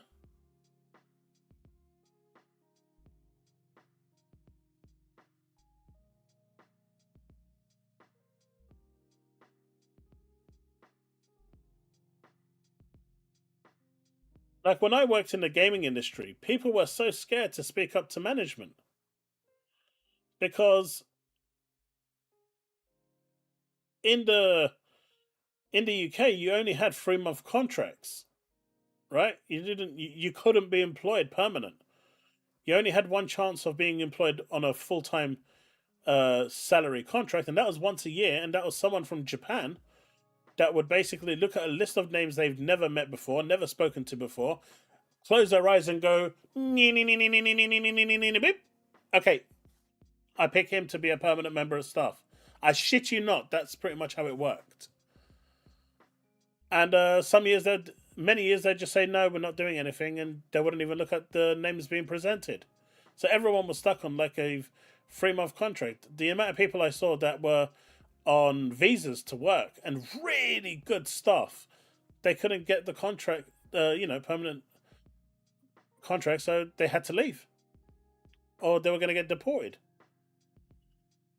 And the pay is terrible, absolutely terrible. You get more money going into a digital marketing agency and, building websites than you do for building video games. And the hours are nowhere near as bad. Except for crunch time. That can get bad if you deliver the project badly. If it's had a lot of problems. It is what it is, man. But folks, we've hit midnight. I know I started a little late today. Let's see. I get that chaos, but when you have nothing, what does it matter if you go for the gusto? Reference, man. Reference. People will still call him and say, hey, this employee, how was he or she? And if they'll turn around and say he was argumentative, he was causing problems, not a team player, that will severely impact. And yes, I know that's illegal, but I've seen it happen in real time where people have basically said, don't employ this person, is bad news. I've been in recruitment conversations and reference calls and stuff like that, and I've heard it firsthand. People still do it, even though, at least in the UK, that is illegal. But I've seen it firsthand happening. So you've also got to think of your future, right? So it's not clear cut. Like, for example, I can discuss, I can talk about this. There was a game that I was working on when I was at Sega as project lead. Now the game was in such a bad state, and I did not want to sign it off. Right? And I believed, I told my seniors, my senior leads, and everyone else, this game is too broken to release. This was back in the 360 days where you couldn't patch shit properly, right? We were still getting into that whole digital era of Xbox where things were being downloaded and whatnot. The storefronts were still new at that point. And I told them that this is not working. This is really broken. There's too many bugs in this game. And they said they didn't care. They were coming down from Japan and they needed me to put my name on it to say that I certified that the game is ready for launch. They didn't care if it was ready or not. That's irrelevant. They wanted me to sign that paper. I didn't sign it and I went home. I came in the next day. I was pulled into the office and I was given a massive bollocking. They brought in someone else in my place who signed the papers in my place. But from that point on, because I stood up for what I said, because I said I wasn't going to do it, my career ended instantly. And when I tried to get jobs in the game industry following that, I kept getting turned down. And it wasn't until a number of years later I found out that I was basically being I was basically being labeled as I was basically being blacklisted across the industry because I stood up for what I believed in, and that was not delivering a shit product. But they didn't care about that, and despite the fact that I told them that I'm not going to do it, they still believed that I would, and I said I'm not going to do it, and I'm a man of my word. So you do something like that and you oppose and think there's nothing against it, it will fuck you in the asshole the next time you go to look for another job. It's not worth it. I stood up for it and I suffered for it. My career in the gaming industry went down, right? I don't recommend that to anyone that's looking for another job in the industry that they want to be in. It's just not worth it.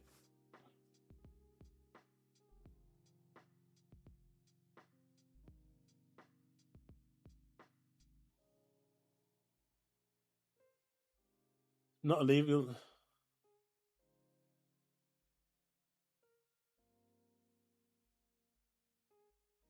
Uh, you can't. Basically, you avoid the. So when you're giving references, you can't say that they're shit. If they've not always been on time, you just don't say that they've been on time when you're writing the references. And people read between the lines. If you give a bad reference, you can hold that employer accountable for it and you can take them to court. Look it up, Gorsty. You can do that, and they will lose as well. There is precedence for this.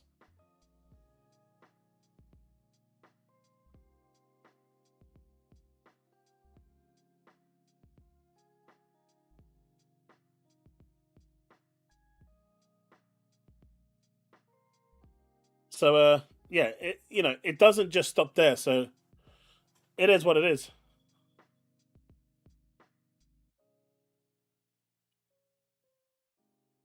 In my case, all I did was stand up for what I believed in. But the stuff that they were saying about me was crazy.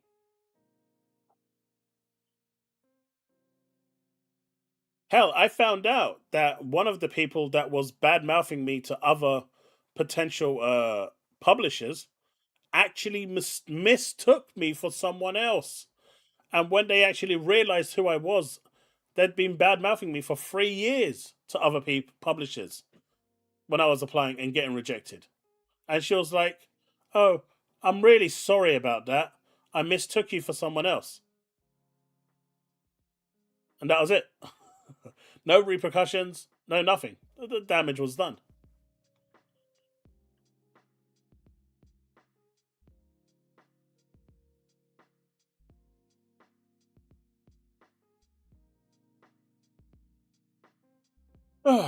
So,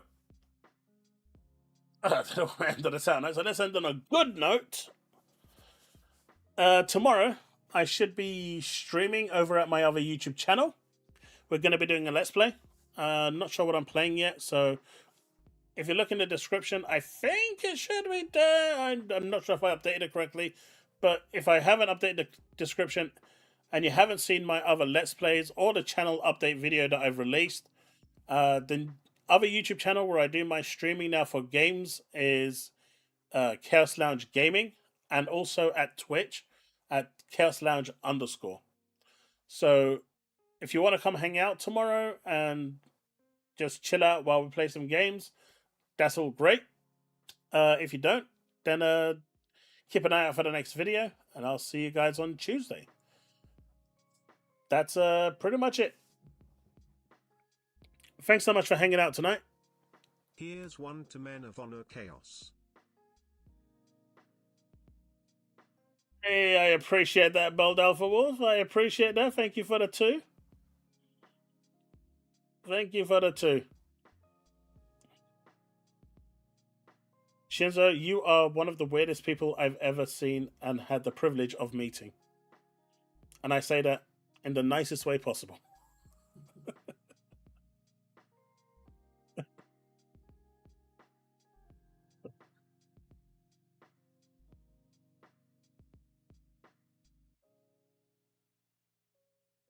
Take it easy, folks. Have a good night. And hopefully I'll see a bunch of you over at YouTube tomorrow.